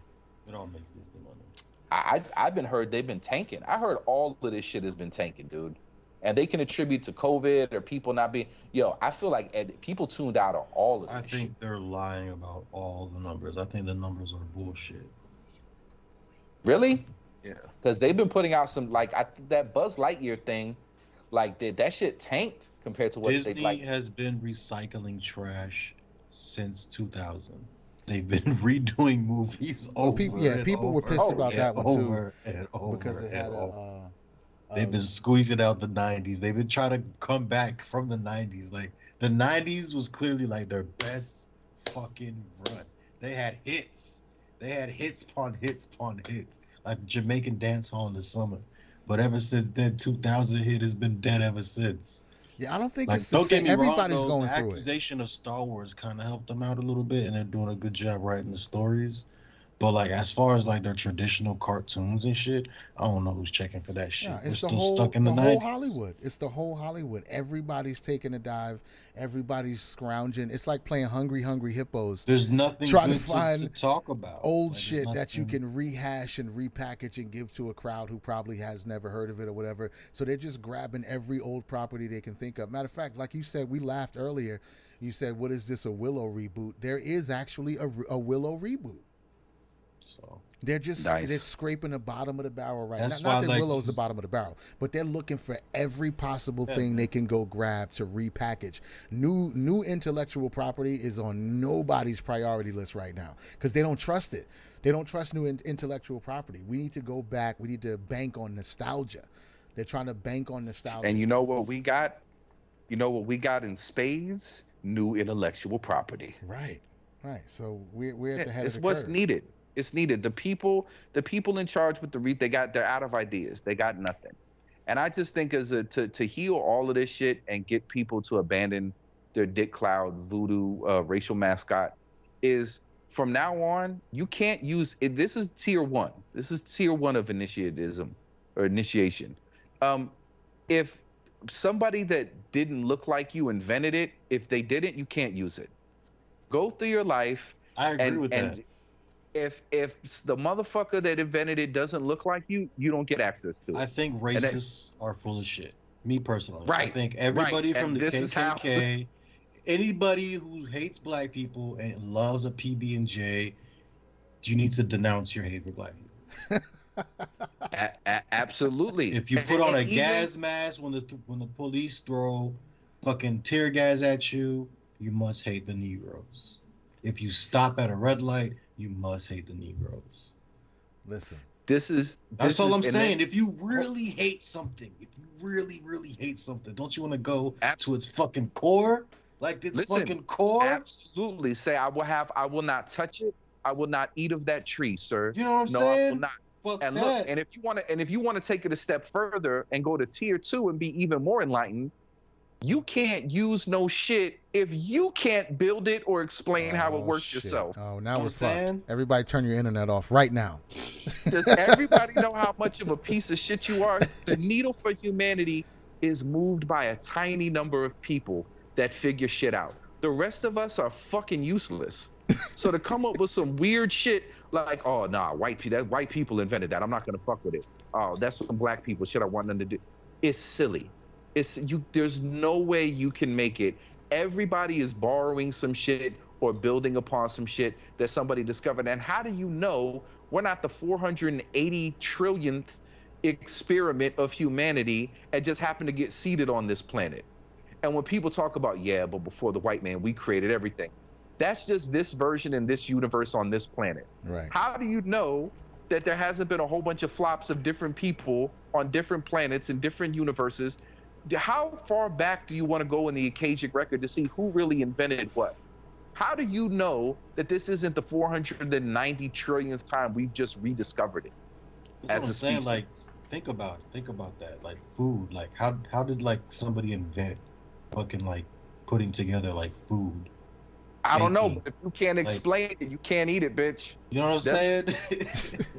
Well, that's one of my favorites because the same. I've heard people talk about this a lot, and and when I say the same people, this time sometimes I mean just the people who think similarly, but this time I mean literally the same people who say that we are black people are oppressed and the world this America's not built for black people, like all these kind of things, this exclusion and everything else will tell you that white people don't season their food. But so who is all the seasoning for? Like if white people don't season their food and they're also excluding the existence of black people, why are there so many why seasonings in the the store? store shelves What, filled with it. who's it for? White people are not using none of this stuff. Just But salt and just pepper. That's all they it's use. there. It's there because they know those other people need it. Oh, so they just there It's, to okay it's to just soak up the there. resources. So they You know want when the they money go to from the the store, poorest they'll be like, people, I the most don't know oppressed. why Right. Jacob needs that stuff, but he just buys it and he just buys it. So I Right, sell it. right. Because we gotta take the money from the poorest, most oppressed people in the world. We need all their monies. Gotcha. And I heard you gentlemen really enjoy seasoning. Yeah, Yeah, we Hand got, us your money. we got there you some go. lorries for you. You know what I'm saying? We got That's all You know what the I'm this. the saying? great hustle. Yeah, it makes You no want some sense. pink salt from the Himalayas, but it's really from Pakistan? That's true. That's true. Pink salt Fat. is it's a scam. If it's in a little grinder shit, is most times you got to read really close. It's a scam. They'll tell you on the front of the bottle that this is harvested from a 30 million year old salt seabed, and if you turn around the back, it has an expiration date on it. So make that make sense. 30 million-year-old salt has an expiration date. We Awesome. got it. We got it right at the spot. Right. It was fine where it was for 30 million years. It But was for good some for reason, 30 million years. when we But put it in once it this hits your bottle, cabinet, it's a wrap. 6 months. This You shit got is 6 months. bad. You got 6 months to use it now. You got So 6 months, bud. It's done. I love it. Yeah, look, this is the world we live in. It's a bunch of goofy shit at every turn. And if you're willing to laugh at it, you'll have a great time. But if you take it all seriously, it's gonna give you a fucking aneurysm, bro. This shit don't make no sense. I love to laugh, bro. Yeah, it doesn't make any sense. It's all fucking Willy Wonka shit out here, bro. It's goofy. It's mad goofy. But you gotta be willing to laugh at it. Because it's gonna put your heart in a vice. You're gonna have a heart attack trying to make sense of this shit. It's not for parsing. And I mean, you can. That's a game you can play. If you want to parse it all out and put this in that box, this in the other box, you can definitely do it for a while. But it's a conundrum wrapped in a riddle and all that other good shit. That's what it's for. Anybody who wants to take all the threads apart and examine them with a fine-tooth comb and magnifying glass, it can do it. You can do it. And the harder you look, the deeper it's going to go. But you're going to get pissed. Just listen to, like I said, I hate to keep bringing this guy up, but Tariq Nasheed's audience, those are some of the most amazing people in the world. So you look at their comments and how they talk, people have subdivided themselves so far. They have this foundational Black American thing going on. Like, we want reparations, but only this small group of people. And if you have an interracial marriage, you don't get no reparations. If your parents are from the islands and not from American slavery, you ain't part of this conversation. This is only about us. So it's just, and eventually it's going to get divided even deeper. I'm cool with that, to be honest with you. That shit really don't bother me.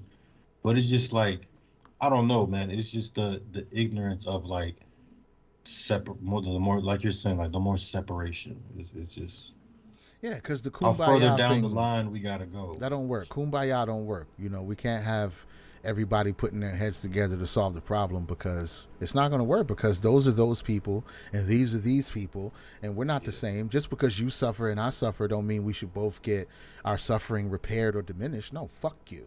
My suffering's worse than yours because I'm winning the suffering Olympics, not you, motherfucker. You can't have nothing. The condition of Black people individually and as a whole will improve in this country the more that people abandon the mascot. And then eventually Black people become Americans that don't give a fuck, just like everybody else. There's never been a time where it's like, you're going to Timmy's house? Isn't he French? Isn't he Irish? Doesn't he descend from Krauts? Like, right. Nobody gives a fuck. White people don't have any racial identity tied to like European ancestry, right? Like, they're just, it's not a thing for these eventually you subdivide so much that you're just like, okay, I'm an individual, I'm American. And that's what's going to happen. And the fissure is already there. Like Tommy Sotomayor, for all of the shit that he gets and the outrageous shit that he says, like he's been chopping like at that tree and pointing that out for a long time. Like, there is like a separation between like, we need to completely disassociate thug culture and hood culture from Black culture completely. Yeah. And there's gonna be more and more, and I see it happening where there's more and more Black people that's like, I don't give a fuck about Jacob Blake. Like, I don't give a fuck about Jacob Blake because some Indian woman on TV told me that he's Malcolm X. Like, I don't fuck with none of that shit. Like, it's really, and the more the consciousness awareness, like, there will be those subgroups until eventually everybody just becomes an individual, and it just isn't trying to inflate the Dick Cloud fucking mascot voodoo doll anymore. Like, this is the grand representation of all of us. It's like, it's not true when anybody speaks up in that, in a good way or a bad way. It doesn't. Everybody's a fucking individual. It's silly to keep trying to. And if anything, look, I'll give it to Tariq Nasheed. He's slick. He's slick, and he's effective, because it's going to be hard to make an argument for reparations just for anybody that's Black because of all the migration that you have here. But when you start saying, it's like, look, we might seriously be able to make an argument and get a check for if we've been here since Jim Crow, and there's a lot to there's a lot to there's a lot of way to keep records to prove that. There's a lot of information available.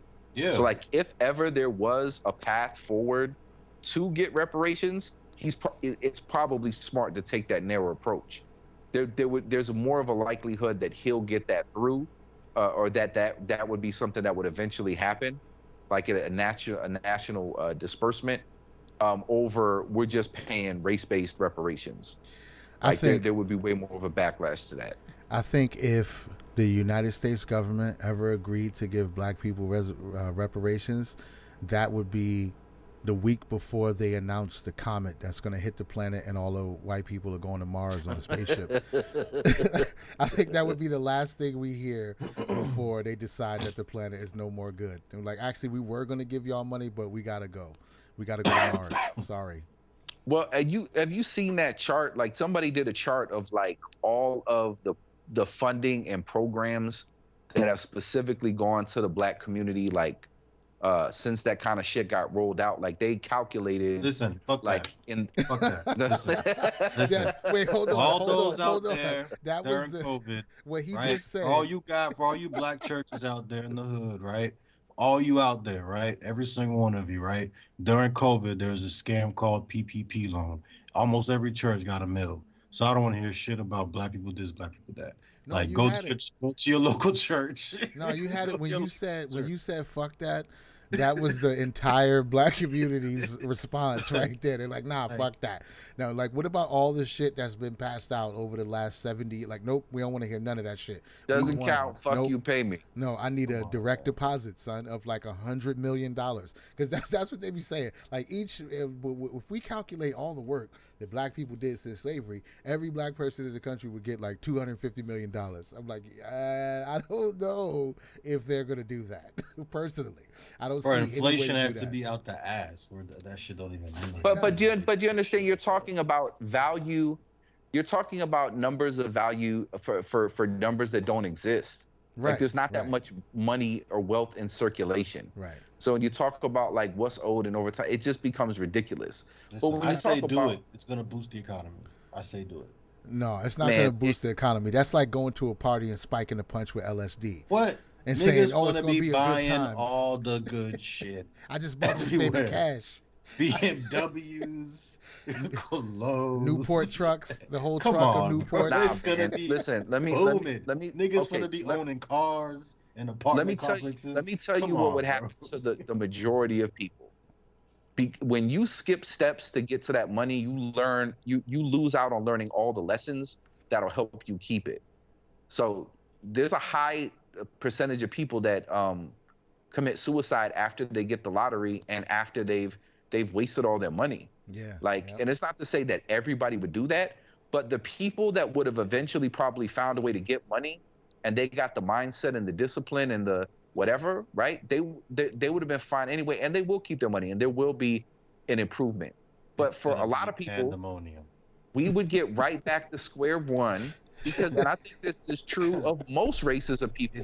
The majority of people that you give money to, if they weren't on a path or a discipline to ever get something comparable to like that, you're not going to know how to manage it or what to do with it, and a fool and their money will soon part, and we'll be right back to square one.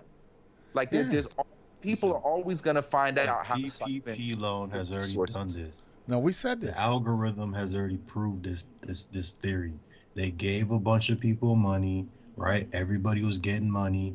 Everybody, even what you call it when the government gives you money when you're not working? Unemployment. Yeah. Unemployment. Like people are getting like more money than they ever got from working, so they stopped working. That's not enough. That's not enough to make big. But changes, listen though, right? So enough. now all these people got money, but it's not gonna make change. All these people got money, right? Now when the money all ran out, crime is up. So it's not even going to make a difference, even if they do give it to people. But I say give it. Well, crime is we got to be no fair. Police. We got to be fair. Crime is up because these people have now gotten accustomed to a new state of living. Yes. You don't know. I can't go back to not having crab legs. I need to shoot rappers. That's what I'm saying. So this has already been proven in the algorithm. That's what they So, say in like, court. That's what they say in court. I'm accustomed to a certain standard of living, Your Honor, which is the hey, dumbest fucking argument Yeah. ever. Yeah, life changes, bitch. Right. Things change. Deal with Life it. is everything is in Fuck flux. you mean you accustomed to a certain In get the fuck out of perpetuity? here. but it had to be Look. the most Yakubian way to get something out of something. Listen. It had to be. It was a supplanter move. I won't deny it. Who was that dude? PNB? Yeah. PNB Okay. Rock. So here's another, and again, it's like, you know what? If the Dick Cloud made any sense, that would be the biggest priority, not fucking Little Mermaid. Like that's infinitely more pressing and dire and a point of concern and something to be worked to change and achieve. It's like, there's a dude, well, no matter what you think of him, he made a way for himself. Right. He made a legal way for himself, and he was making money. And nobody fucking had any loyalty to be like, oh, well, you know what? You're a black man. I'm a black. I would never. You understand the plight that we're in. You understand. Right. Let's help each other. Fuck you. Over it's some a big dumb dick shit. contest. It's a big dick contest from the very beginning. The minute it's I'm not giving you my jewelry. The minute take the shit off, I have a gun in your face. Right. It's just so Yeah, it's just goofy it's just shit. it's just the motorcycle driving Let's down the live. edge. It's like No, he they're can't. they're He doesn't want to psychopaths, give. bro. They're hungry. You took his. No, they're not hungry. They're jealous.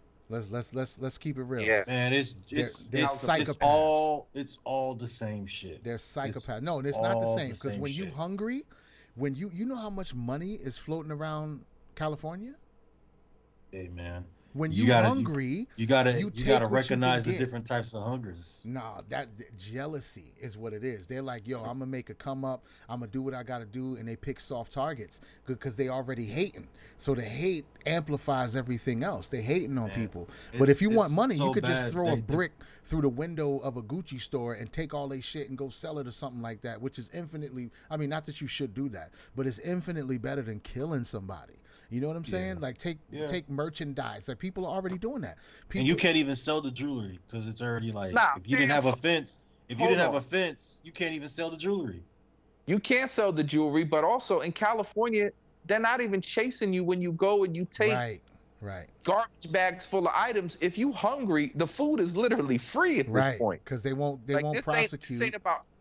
unless Right. it's over a certain amount of what is it like $1,000 or something like that. They can't prosecute. They won't prosecute if it's under $1,000. So you can literally walk into a CVS, grab all a lunch meat and bread and mayo and cheese and sodas, and walk right out. Nobody's gonna bother you. I You don't make know, these sandwiches. You criminals feed your out here kids. not learning from the right schools apparently. So But this is I think is even it's so poisonous for black culture because that is how the mascot puts it out there, is that this is one and the same, that this dude going out and robbing the chain and murdering a dude is the struggling dude that just wants to get some bread.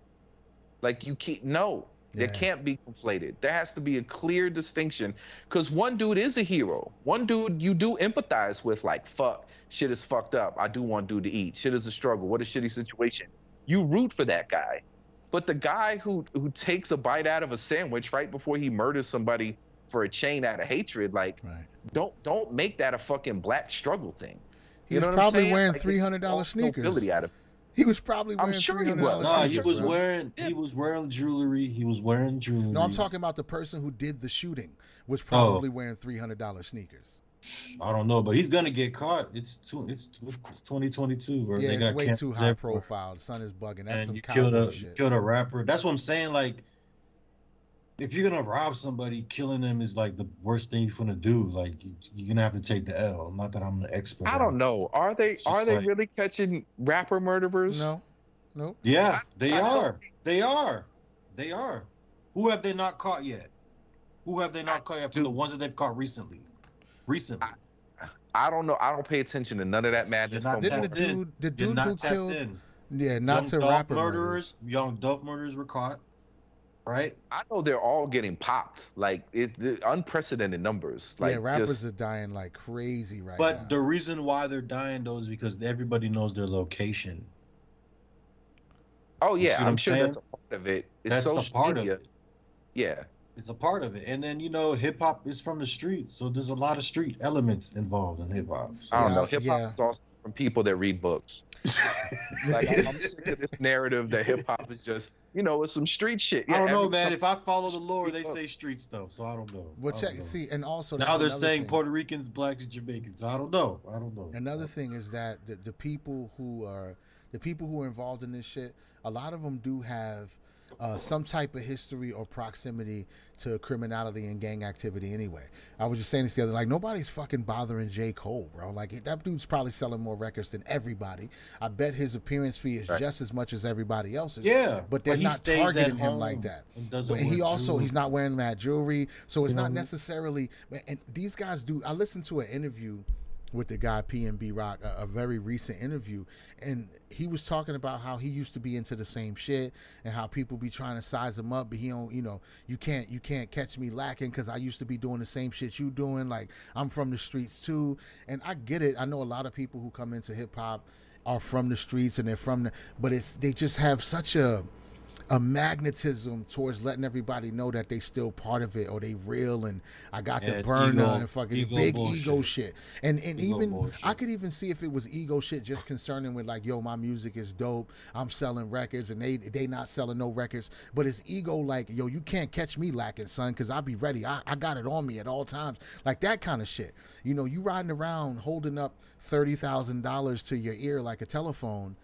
Somebody at some time is gonna see that as an opportunity to make a If you big see come up. me wearing Aztec jewelry, I will handily give it to you if you have a gun in my head. I'll I'm give it not to you, wearing no it. problem. I would never wear it. First of all, I don't. That's not my thing. And Second there's of that all, part. if you There's buy that part. diamonds and gold and shit like that, put that shit in the safe deposit box if you're not shooting a fucking video. Why would you be wearing 30, 40 grand worth of shit at fucking Roscoe's Chicken and Waffles, bro? And apparently, it's like they're. Are 'Cause, you like, kidding if you're me? paying attention to like the conversations in LA, he's like in it's known as a blood Roscoe's. Yo, I So heard you know what a I'm saying? song by the Game. And The they Game brought said that that up shit, too. bro. They brought that up too. Yeah. The Game said in a song from like 2017 or some shit like that. He said something Exactly about all what those happened to him rappers. is He said this is a exactly what message to happened. all you rappers. If you in Roscoe's, they'll run up on you with the chain. Watch out for the chain snatchers. Take it off slow or you might get killed. He said that shit, bro. So they know the protocol. If the Game is rapping about it, then everybody in Cali probably knows what's going on with these places. I don't understand why you would do something like that, other than to say, I don't take my jewelry off when I go to Roscoe's. That kind of Right. shit. We don't Exactly tuck our what it chain. is. That's what it That's is, exactly yes. what it is. Yeah, that's That's what goofy it shit, is. bro. And I mean, it sucks that somebody got to lose their life to Fuck prove that it's outta goofy here shit. with that. But that Fuck shit outta is goofy, bro. You gotta know. You from there. You live there.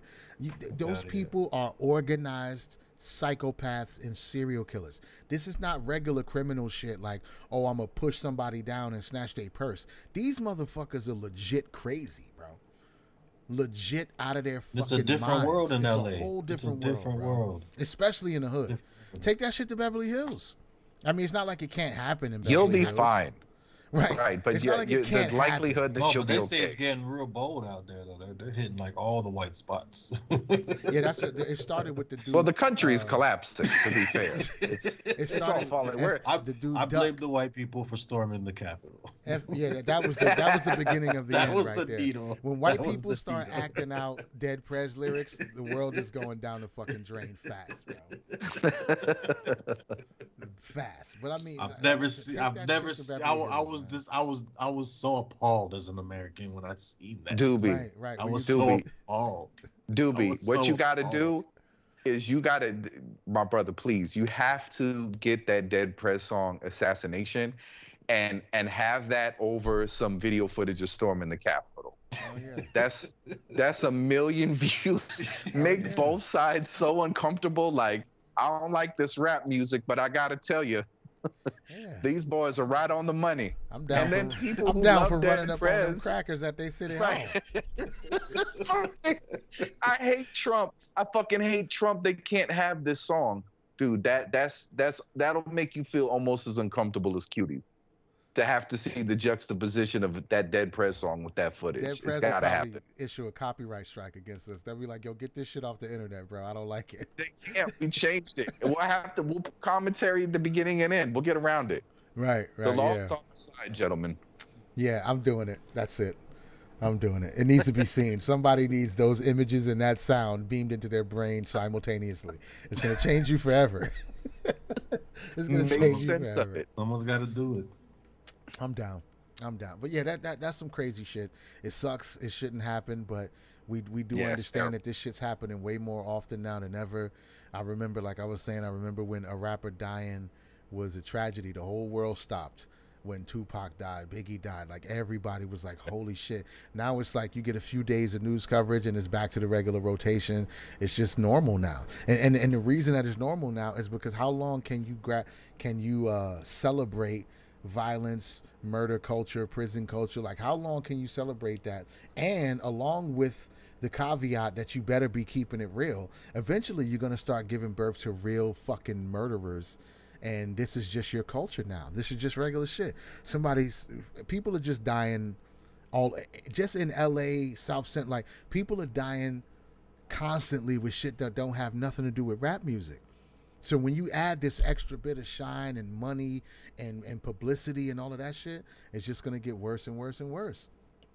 This sets the precedent. I don't think there's anything you can do other than taking these two guys and publicly executing them when you catch them. Because he said it was one came in the front and then he ran out like a One side came door. in, ran out. Yeah, and he the said he driver went out was the with him. side door and a fucking getaway Getaway driver was car. with him. What the fuck is happening out here? So if you catch was those two set up. people and you publicly execute them, maybe you can do something to curtail this behavior. But even if they go to jail, what is jail? It's fucking college. It's criminal college. Are they? Is somebody gonna? Well, they took a life. So they took a life. So he's most likely, and that's California. Most likely, he's an affiliated gang member. Right. So he's gonna be set for life, and his accomplice is gonna get some hits too. And even for if his he does, accomplice. what do? You go to jail and high five all your other gang members and shit? Like, yeah, you killed somebody for some jewelry. That's not even a punishment anymore. Not really. I mean, No, man, slightly. they're but gonna not go to really. jail and fulfill their fantasies of being homosexuals. Right. That's just Exactly. the end. That's All the that. end result. I couldn't tell my And mother and my result. father, so I had to rob somebody. Right. I Take had to their kill chain, somebody so I take could their get to the life. I one had to. place. So I I couldn't, did. Place they where I could be me. couldn't fight the urge to have a penis in their Right. mouth. He couldn't deal with Dude. it anymore. He couldn't take it no longer. This is Listen, it. open homosexuality is the greatest thing that could happen to hip hop right now. Just Right, stop right. the violence. You Right. don't have to lie to go to prison anymore. You can be yourself Right. without murdering anybody. All you got to do is go from Oakland, go over to West Hollywood, find yourself a boyfriend. Everything will be fine. I promise. Yeah, man. Nobody's going to ridicule you. Actually, if somebody does ridicule you, we'll fucking cancel them and take their PayPal. Yep, you don't even gotta beat them the fuck Right, up. you have I the know you power. could, but you don't have to. You have the power now. You don't have to kill somebody so you can go to jail and be who you really want to be. Listen, you're black, gay, and dangerous on every level. The Right. world is your oyster. Stop Right. this madness. There might be a Netflix documentary waiting for you out here. You don't got to go to jail. Just tell Listen. people, just be honest. But sex outside of prison is possible. Don't let anybody tell you otherwise. Right? You do not have to commit a felony in order to be who you are. Just be free. Get that Yeah. bread. Be free. Yeah, dude. And I'm going to open the floor up on that one, too. Wanton, unapologetic serial criminality is a result of latent homosexuality. Prove me wrong. These are people who are committing crimes so they can be accepted into the only institution that they know that they can be themselves. They can maintain their masculinity and force themselves sexually onto other men. That's all they really want to do. The guns and the violence is just it's just a shortcut to get to the thing that they want to get to. They want to embody that DMX energy, bro. You know? Are you telling me you wouldn't prefer to be broke with your woman than to be on your way to prison for a chain? How is the chain ever more valuable than your woman? This is not the decision of a heterosexual man. Well, assuming that you can still manage to have a woman if you're broke.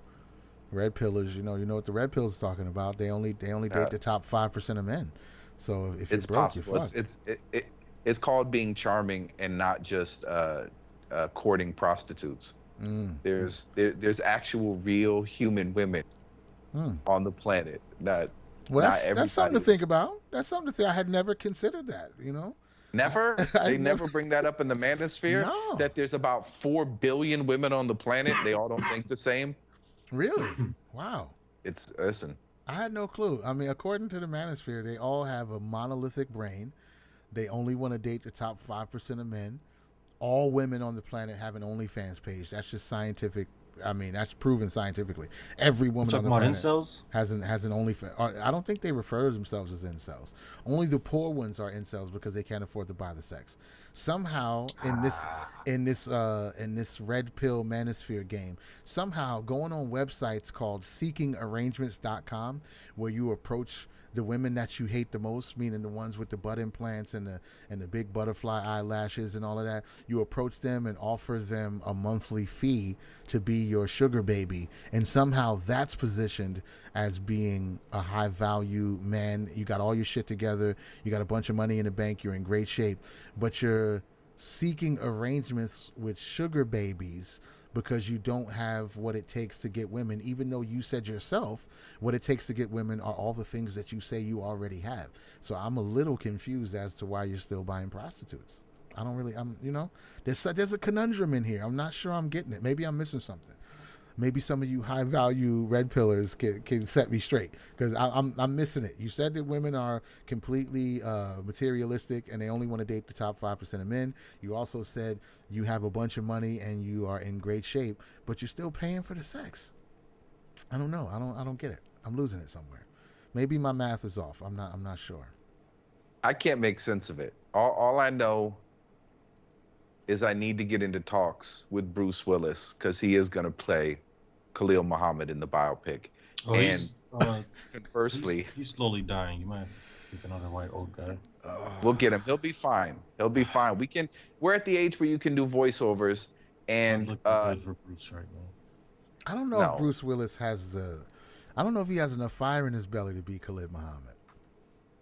We I need think somebody we who can yell Ooh. and like Bruce is too chill, man. Khalid no, Bruce Muhammad. can yell. You know who we need? You know who we need is Nicolas Cage. Nah. Who's that guy Nicolas in that Cage show? will shave his head bald and act a damn fool at the pulpit. He can He do might. it. He can do it. And I to know who could do it. uncancel Aries Spears, he's gonna play Winston Churchill in the biopic. He could. Oh, definitely. Aries Spears is Winston Churchill. Bald-headed Nicolas Cage as Khalil Muhammad. I like it. I like this direction. And somebody should be making these movies just to show the absurdity of what's happening with the whole cultural appropriation conversation. I don't think people have the balls to make these movies, but they should be. Jeffrey Tambor as Khalid Muhammad. Who the He hell is might, that? he might be able to. He might be a little too old. Bruce Oh, Willis shit. still looks pretty young. Yeah. Jeffrey Tambor looks really old, and it would be extra. I would do Bruce Willis, not Jeffrey Tambor, because I'm pretty sure Jeffrey Tambor is Jewish. I think the That nation would might make it send even people funnier. after me. That would Right? make If I it even did, funnier. They're gonna come after you with a stone of truth, bro. listen, as long as it's a metaphor. Any Leave me alone. man that got kicked out of the Nation of Islam, I need more information. Oh, what about John Malkovich? Oh, Malkovich shit. might be able to pull it off. Yeah. He might be able to do it. If there's a cut, listen, listen. They're gonna be signing up to audition for it. We're gonna get big names to actually audition. Like, I want to. Once we convince these dudes that this is the new woke, like we were enlightened, because it always changed. It's all about trendiness. So we went through our phase where appropriation was wrong, and we're going to rebrand it to where appropriation is the most enlightened thing that you could do to help foster racial harmony. They will be lining up to audition for our Khalil Muhammad biopic. Oh, dude. Absolutely. What about Schillinger Schillinger? from Oz? J.K. Simmons, the I guy don't who even know who that is. plays Yeah, J. look him up. Jonah Jameson in Spider-Man. Oh, yeah. Yeah, bro. J.K. Simmons. That's your Khalil Muhammad right there, because he's got that edge. He's got that mean talking edge to him. He's got some sharp edges. That might be the guy. I'm gonna start a campaign right now. I'm gonna put it on Twitter. J.K. Simmons in the role of Khalid Muhammad. I'm gonna make a mock-up movie poster, and I'm gonna put it on Twitter and set a fucking fire. What about David Cross? Nah, he's too funny, bro. He's too soft. We need somebody who look like they might really slap the shit out you. And I feel like J.K. Rowling, he got that edge. He look like he'll choke you out. I like him. He projects that fire. Yeah, David Cross is way too soft to do it. Yeah. If it was comedic, we could get David Cross to do it. That's my homie. I love that guy. I mean, ever since Mr. Show with Bob and David, I've been watching those guys, and they've both done really well. With the other guy, Bob Odenkirk, being Better Call Saul, and he had a really dope movie called Nobody that came out a year or two ago that was super fire. I loved it, and but I think J.K. Simmons is the guy to play Khalid Muhammad, bro. Khalid Muhammad biopic. J.K. Simmons is the lead role. I'm down. Let's go. I'm ready. Down. I'm down, bro. In the back. I'm gonna make a mock-up post and I'm gonna put it on Twitter, and I'm gonna see if I might get suspended from Twitter. I might get suspended for racism. I don't think they could. How is that racist? They can't suspend you. Man, look, Black Twitter. It's a reimagining. Black Twitter is powerful, bro. Remember, these are the people who can call you a mayo monkey, but if you call them anything even resembling a racial slur, you get banned. Remember? Chalk demon. Right. I don't know, but you do have the luxury of the black man's superpower. So you might pull it off. Yeah, I think he could do it. If he can play a serial psychopathic rapist on Oz for like 6 seasons, you can play. Nobody's gonna say nothing about you playing Khalil Muhammad, bro. He's got it. We like him. We've already accepted him. Remember, freaking Robert Downey Jr. did blackface. And nobody cared. Nobody cared. Nobody said a word. Jamie Foxx gave him the green light. And if you try to bring it up as a negative, you might get your fucking, you might get in trouble for that. You can't use that against him. He's a sweetheart. We love him, bro. And I think since he's been Schillinger in Oz, he's also been J. Jonah Jameson in a few Spider-Man movies. He's got a couple other movies and TV shows he's done, shit that I ain't really watched much of. He's also the insurance guy, too. The insurance guy? State Farm. He does State Farm? Oh, if you're doing State Farm commercials, he's uncancelable at this point. He's uncancelable. He hasn't done anything wrong. Nobody's tried to say he's a misogynist or a racist or anything like that. Dude, completely out of trouble. And for a white man his age to not run into no trouble in this era, bro, come on. Yeah, it's hard to make the argument against him. He is bulletproof. And we need to do it like a 2-part Grindhouse style, like how Tarantino did. And it's the Khalid Muhammad biopic followed by the Winston Churchill biopic. Right. Aries Spears as Winston It's Aries Spears. It's him overcoming his, he's been ostracized by Hollywood. It's his big, swan song or whatever they call it. Right. Him making his big debut, and he will. And he'll kill it. Yep, he'll cry. He'll get drunk for real. Because didn't Winston Churchill have a drinking problem or something? Absolutely. He's going to be wasted. Wasted the whole time. He's got to be shit-faced the whole movie. Yeah, it's method acting, bro. I'm getting drunk. I'm playing a drunken guy. I'm going to get drunk. I got to do it. I've seen him with little, like, tunic or coat or whatever and bow tie and top hat and shit, and cigar, and he'll kill it, man. It'll be great. Corey Holcomb told Aries Spears to kill himself. Yeah, he did. Who told him to kill himself? Corey Holcomb. He said you should just off yourself, bro. You just kill yourself. He said, but they have a long history of not liking each other. They got beef. Yeah, it's thug gossip. I'm telling you, Picky, this thug gossip world, you're not tapped in. Yo, once we tap into the thug gossip world, our views are gonna go through the roof. Thug gossip and the Red Pill Manosphere. If we can get any of these guys pissed off at us, it's going down. And that's just what it is. It's sad. It breaks my heart a little bit. This is what sells for them. This is the one, not just what sells, but it's one of the easiest ways. There is a long scenic route you could take, creating good content, having good points and good talks, and that can work over the course of a few years. Yes, it can work.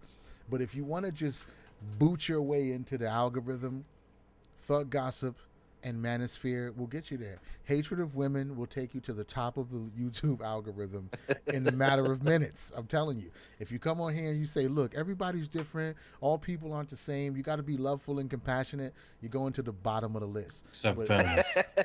you're going to the You bottom of might the get a list. strike. You Except might get a feminists. copyright We strike. strike your video. It's But if just, you come in and say, if you say fuck your love language, then I think you're skyrocketing to the top. That's just what it is. I'm sorry. It's just the way it is. It's the way it is. We take the Hassan Campbell route. You know what I mean? Because we can. Because we can. But yeah, Corey Holcomb did say that, and for the first half of his last show, he was saying Ari Spears should kill himself, and then somewhere through the show, somebody wised him up to what he was saying on his live broadcast, and then he starts saying, you know what? Actually, you should just go turn the lights off. Go in a room by yourself and just turn out them lights, huh? Turn them lights out, partner. That was his way of saying off yourself. yeah. But listen, hey, they got history together. Ari Spears went on his podcast a few years ago, drunk, and was talking a bunch of shit, pissing everybody off. And Corey Holcomb, He was defending Obama. Corey Holcomb's co-host, got up out of his Beat the chair. shit out of- I'll say he put hands old on man him. beat the shit. Not young man beat the shit. Like just two old men. He put hands wrestling on him. each Yeah, other. yeah. He But it was didn't like knock- two yeah. elbows. It was a lot of Yeah. elbows, a lot of Yeah. missed punches. You know what I'm saying? All Ari Spears did was like ball up. He didn't throw any Yeah. punches back, so it looked even sadder because it wasn't like a fight. Because he was talking crazy. I'm gonna keep it real. He was talking mad crazy the whole time. He was drunk. And he was drunk, right? And then once the was dude had drunk. enough of it, he hopped up and started swinging on him, and Aries just covered his head and fell on the floor. So it just looked I terrible. I can't imagine a scenario where I have to get up and punch somebody, Yeah, no. regardless of what they say. Like, especially it's in the entertainment sphere. How? I You mean, he couldn't- was you giving them like couldn't- personal insults. No, well, they were yeah, they were going back and forth about Obama. So but not he was Corey, losing his Aries temper. was defending it, yeah, and he He was like losing so his drunk temper and the whole belligerent. show. He was just just kept drunk and getting mad. belligerent. Listen, and Obama don't give a fuck about neither of them. Right. Yeah. Well, This it is- definitely wasn't about that. That was like Yeah. one of the topics they were on. But he was losing patience with him the whole show. They have another co-host named Darlene, and Darlene is Ice-T's ex-wife, the woman who was on the cover of his album back in the day. If you remember. Oh, that's her special moment about her. Yeah, that's Ice-T's Okay, ex-wife. okay. So she was famous, like visually famous. I don't know if she's ever done anything. Like, I don't know if she made music herself or like. As far as I know, everybody knew her from being in a bikini on the cover of Ice-T's album. So that's their co-host, and he kept referring to her as a bitch throughout the show. But he wasn't saying you are a bitch. She was just like, oh, I'm like Mexican, and he was like, oh, I didn't know y'all had Mexican bitches in here. Like he was just using the word bitch, and He they was was belligerent. he was belligerent. They was getting upset about it, and then some words got exchanged, and him and the dude Zoe Williams is the guy's name. And Yep. he was saying, he was like, yo, I don't drink. I'm clear-minded right now. And Aries said something like, well, that just means I'll whoop your ass even more. But it was, I don't know. It's Aries Spears. He's soft, bro. It wasn't like no aggressive, I'm going to beat you up. It was banter. It was like the dozens talking shit, and Zoe just You don't wasn't have the feeling patience it. for it though, man. Yeah, he just wasn't too many feeling people in that room who he's just the guy that didn't have the patience for it. Yeah, he just wasn't feeling it, so he got up and swung on him a little bit, and then it went on for like a long time because Aries had a lawsuit against him. So I think Corey Holcomb said it cost him like $20,000 or something like that because of the lawsuit. And then after all of this shit happened, he didn't even show up to court. So Corey put all this money out, and then Aries Spears just didn't go to court. He just fucking washed the whole thing, and it's just bad. He's been talking shit about him for like 4 years since it happened. Every time he get a chance, I kind of like that move. That's hilarious. I kind of like. It's I hilarious, kind of right? like you embarrassed me. You know, it's the worst to have to ball up because it lets you know like I'm in a position where I can't win the fight. Like he recognized like I'm fucked up, I'm drunk. Like I just got to protect my face and my vital organs. Like I'm embarrassed, and so I've reached out to the police. I've probably got a police report. There is a lawsuit. It's going to court, right? But at the end of the day, like, nah, I can't go through with it. I can't bring myself to do it. I know it's a bitch move. I can't do it. So he didn't go through with it. But he cost the dude money. That is kind of great. That is kind of a great story for him. Yeah, it It's is. pettiness to the ultimate. To the To the ultimate. ultimate degree. It is. I'm so upset, and I'm not even showing up. I really don't even need After he knows how much money you've been putting out to fight it, and you know all that shit, then he's just like, never mind. He kind of won that exchange a little bit. You know, if you take everything that happened, it is embarrassing for you to lose your temper and start a fight with a guy who didn't touch you. You know, so you kind of playing yourself. Second, it goes double because Zoe Williams, his whole presence on Corey Holcomb's show is like as this well of knowledge. He's a reader, so he's always quoting Rumi and shit like that. Like, so brothers be in there like, nah, this motherfucker said, and then Zoe would be like, actually, there was a Buddhist Zen monk who said once. And he comes with the quotes. He quotes books. He's an author. He's written like 10. So he's the brain of the show. So if you get the brain of the show to stand up and whoop your ass, I will fuck you up. you kind of won. Like, you pulled him all out of character. Ari Spears wasn't out of character being drunk talking shit. You got out of character to get up and commit violence on him. And you cost your homie 20 grand, which ended up making Corey Holcomb and Zoe Williams had a fallout because Zoe never, so they fell out because Zoe never paid him back for all the lawsuit money. So he basically, he burnt your whole shit down, and all he did was not show up to court. You know? That's the ultimate pettiness. That's terrible. Dude, Thug, you're right, dude. I don't even want to fuel the fire of Thug gossip. But it's tantalizing. That's nothing. That's just a piece of. That's not even the tip of. That's not even the tip of the iceberg. This is like, you know what that is? That's the snow cone. That's the snow cone shavings off the tip of the iceberg. That's what that is. It's like a grain of salt. Like, that's nothing. Right. Yo, Zoe Williams. About to get it.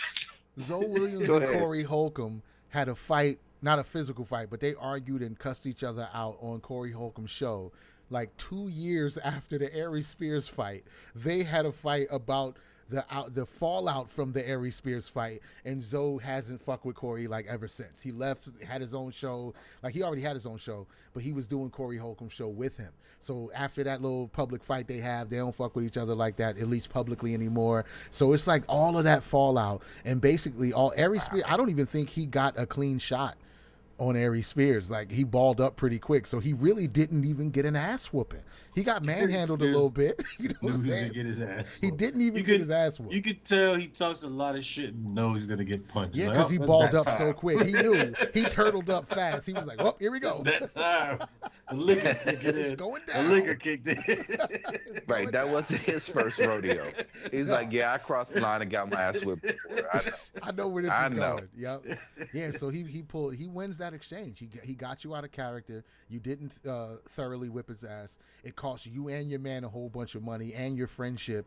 And Ari Spears is still doing what he did. This last thing with Lizzo had more of an effect on him than the Corey Holcomb fight thing did. Oh, so, yeah. And we still have yet to see where this is going to go. Is it a shakedown, or did they really do some sideways shit with the kids? And I guess we'll see eventually. It's a shakedown. Then it's the cameraman. Everybody should be in trouble. Everybody. Yeah, we'll see. We'll see, man. I don't know. I saw a video, but I don't know if it's real or not. You know, this stuff gets passed around, but it's a dude saying that he was the kid and that Tiffany Haddish made him make pussy noises, or dick sucking noises, or something. I don't know, man. I don't know. And that's what she told him to do, is like make these squishy sounds, like as if you're sucking dick. So I was like, so she told you to make sounds that you didn't understand what the sounds were, but she just wanted you to make them? Because I could get that for the skit. Like, if they're trying, you don't want the kid to simulate fellatio, but if he's making the sound, you don't want him to know. Dude. Like, do that shit in post, bro. Just do it in post. What are you doing? Yo? Do it in post, please. I guess that's a good point. Listen, I don't know if it was real. It was a grown man, but he was demonstrating, like, yeah, this is the noise she was telling me to work. It had to be fake. It had to be, because I don't know if these people have come forward, if they're adults now or what. But yeah, I just can't get. I still don't understand what it is that they're alleging that they did, other than make a fucking tasteless skit. Yeah, but that's what it is, though. But that's what it is. Well, we'll see, because it's not happening yet. The lawsuit. Say these things. Like they made him say make dick sucking noise and stuff like that. But the fact like there's a skit of this is what the skit was. So they're saying we never made these kids say anything. They're just kid in underwear on the ground. I think that's what the whole argument is. We'll see. Once this shit actually gets underway and people, Yeah, paperwork will be out soon. Yeah, it's gonna be it should be a public trial, right? We should be able to LA, see it right? on court TV or some shit like that. Is it LA? I'm not sure. If it's LA, it might be hard to get the court papers until for a while, but. Wait a minute. Wasn't Johnny Depp and Amber Heard in Was that LA? California? Was that It California? had to be. Where else do they live? Yeah. All right then. So then I guess California's okay to go through with public records and all that bullshit. Look, if we got fucking 3 weeks of Amber Heard and Johnny Depp, like classic. Nothing beats the OJ trial, but I don't know, dude. Top five. I don't. OJ is what set it off for the court TV thing. Yeah. But dude, it's hard. The OJ trial was maybe more, pivotal and meaningful or whatever. Pivotal, I meant to say. The Johnny Depp trial, I don't know. You think the Johnny Depp trial wasn't as entertaining?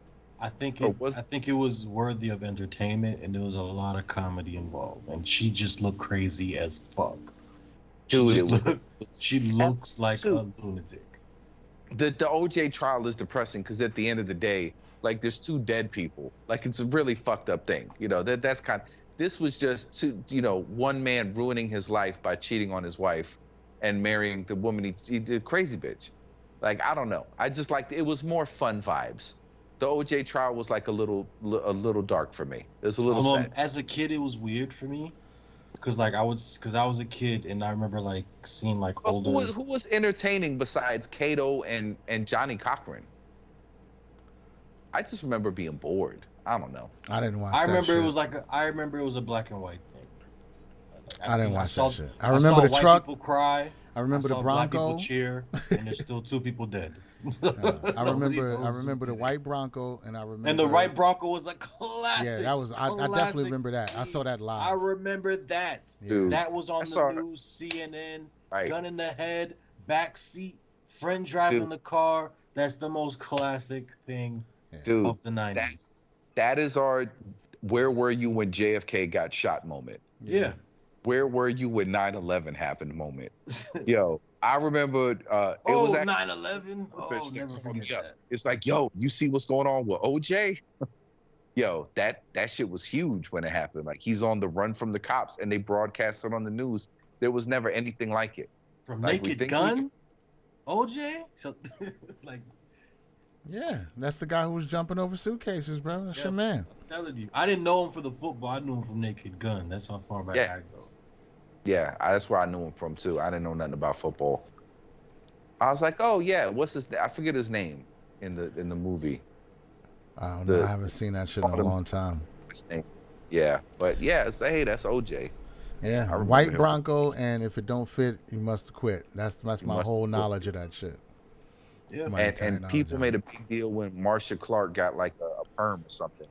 She changed her hair like during the trial, and it was like a thing.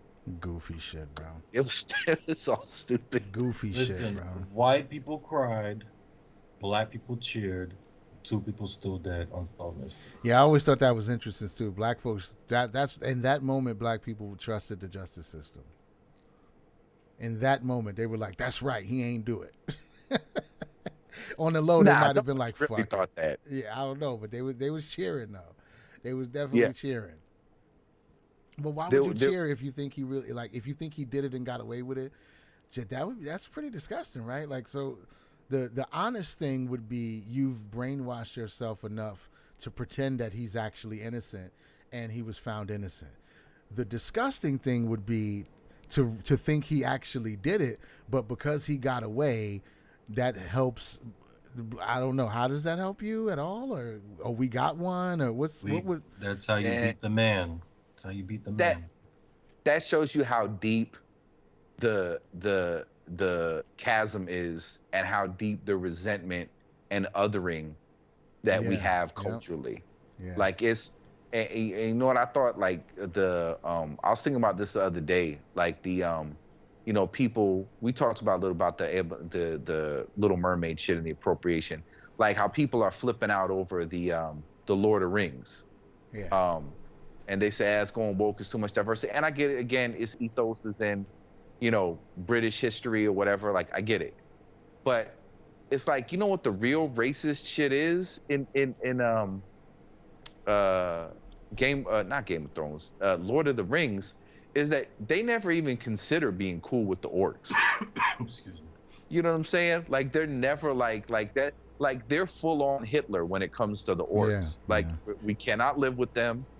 We cannot coexist with them. We have to wipe them out. They have to go. Like there's no outreach. You know what I'm Yeah. saying? And you think like black people and white people in America, it's not elves. It's not elves and dwarves. It's elves and orcs. That's It's true. like, Yeah. nah, it's the othering. Like I don't have nothing to do with that motherfucker. I don't care. If somebody dies or somebody kills somebody and gets away with it, who gives a fuck? The fuck you, hooray for me, um, mantra. But like that's really the level that people talk about each other, like in political and racial discourse now. Like for all the PC shit, when you really get down to what people are saying, like with other people's opinions, like you can't even exist. Like it isn't like this is just another human being that has concluded something differently, and I want the same rules and rights to apply to them. It's like, nah, fuck that dude. He's an orc. All rules are all bets are off. All the rules go by the wayside. Because that's the only thing that could explain for some shit that is wrong. It's wrong, but it's more of like, well, they probably did it to us, so it's okay here. It's okay because that's really what it was about. Like I feel like we're killed and the court justifies it, so we killed a couple of you guys and the court justify it. It's a step in the right direction. Right. Hey, this shit is it's only gonna go one way or the other, huh? So either we'll figure it out or we won't. I think personally, there's gonna be a catalyst that gets everybody at least closer to the same page eventually, because you got to see how stupid this shit is. There's no logic to it. There's no consistent analysis. Everybody switches sides when it's convenient. So sooner or later, people have to just take a step back and be like, maybe we're just all scumbags and we can unite under that idea. Maybe that'll be the thing that unites everybody, is when they realize that they're all scumbags on both sides. That's the only thing I can see. But other than that, it's either that or the brain slugs, one or the other. But thinking about the way Game of Thrones and House of the Dragon is marketing the brain slugs, they might already be here. They might already be here. So I guess we'll see, man. We'll see. But this shit is definitely interesting, and it's something to chew on. And honestly, if you're being real with yourself, I think that's the only real conclusion you can come to, is that both sides are stupid, and that should give you some comfort. Both sides are stupid. So just take that and just forget it. Watch your shows. Watch your black mermaids and your white elves, your black elves, and whoever else. Just deal with it, bro. It's not a big deal. It's not Not fantasy. at all. And wait till you see what happens when we get J.K. Simmons playing Khalid Muhammad. That's when shit's really gonna pop off. That's when it's really going down. I'm making that poster. I'm gonna make it tonight. I'm posting it tomorrow. You're doing the Lord's work. This is the Lord's work. And I will go on record saying that the Tiffany Haddish, Ari Spears molestation trial will trump both the Johnny Depp trial and the OJ trial. Absolutely. It will be the greatest televised court case to date. Can't wait. I'm looking forward to it. This is going to be great TV. Getting Great the popcorn TV. ready. And as soon as we're done wringing Ari Spears out and hanging them out to dry, release that list of names from Epstein's flight logs. Since this is how we feel about it. Since we already have a precedent for how we feel about it, let's start releasing those names. Let me shut up before they clip our fucking feed again. Yeah, you already. This strike too, dude. That stream's getting cut. Hell yeah, man. But I definitely appreciate y'all making time tonight. This was a great eye-opening conversation. I learned a lot about the gears turning and the maps and a whole bunch of other things. I definitely learned a lot tonight. So I appreciate you, brothers. And I'm gonna wrap it up and grab me some grub and get me some of this Delta 8 vibes cracking off. And yeah, I'm sure we'll be linking up again soon, man. Y'all enjoy the rest of your evening.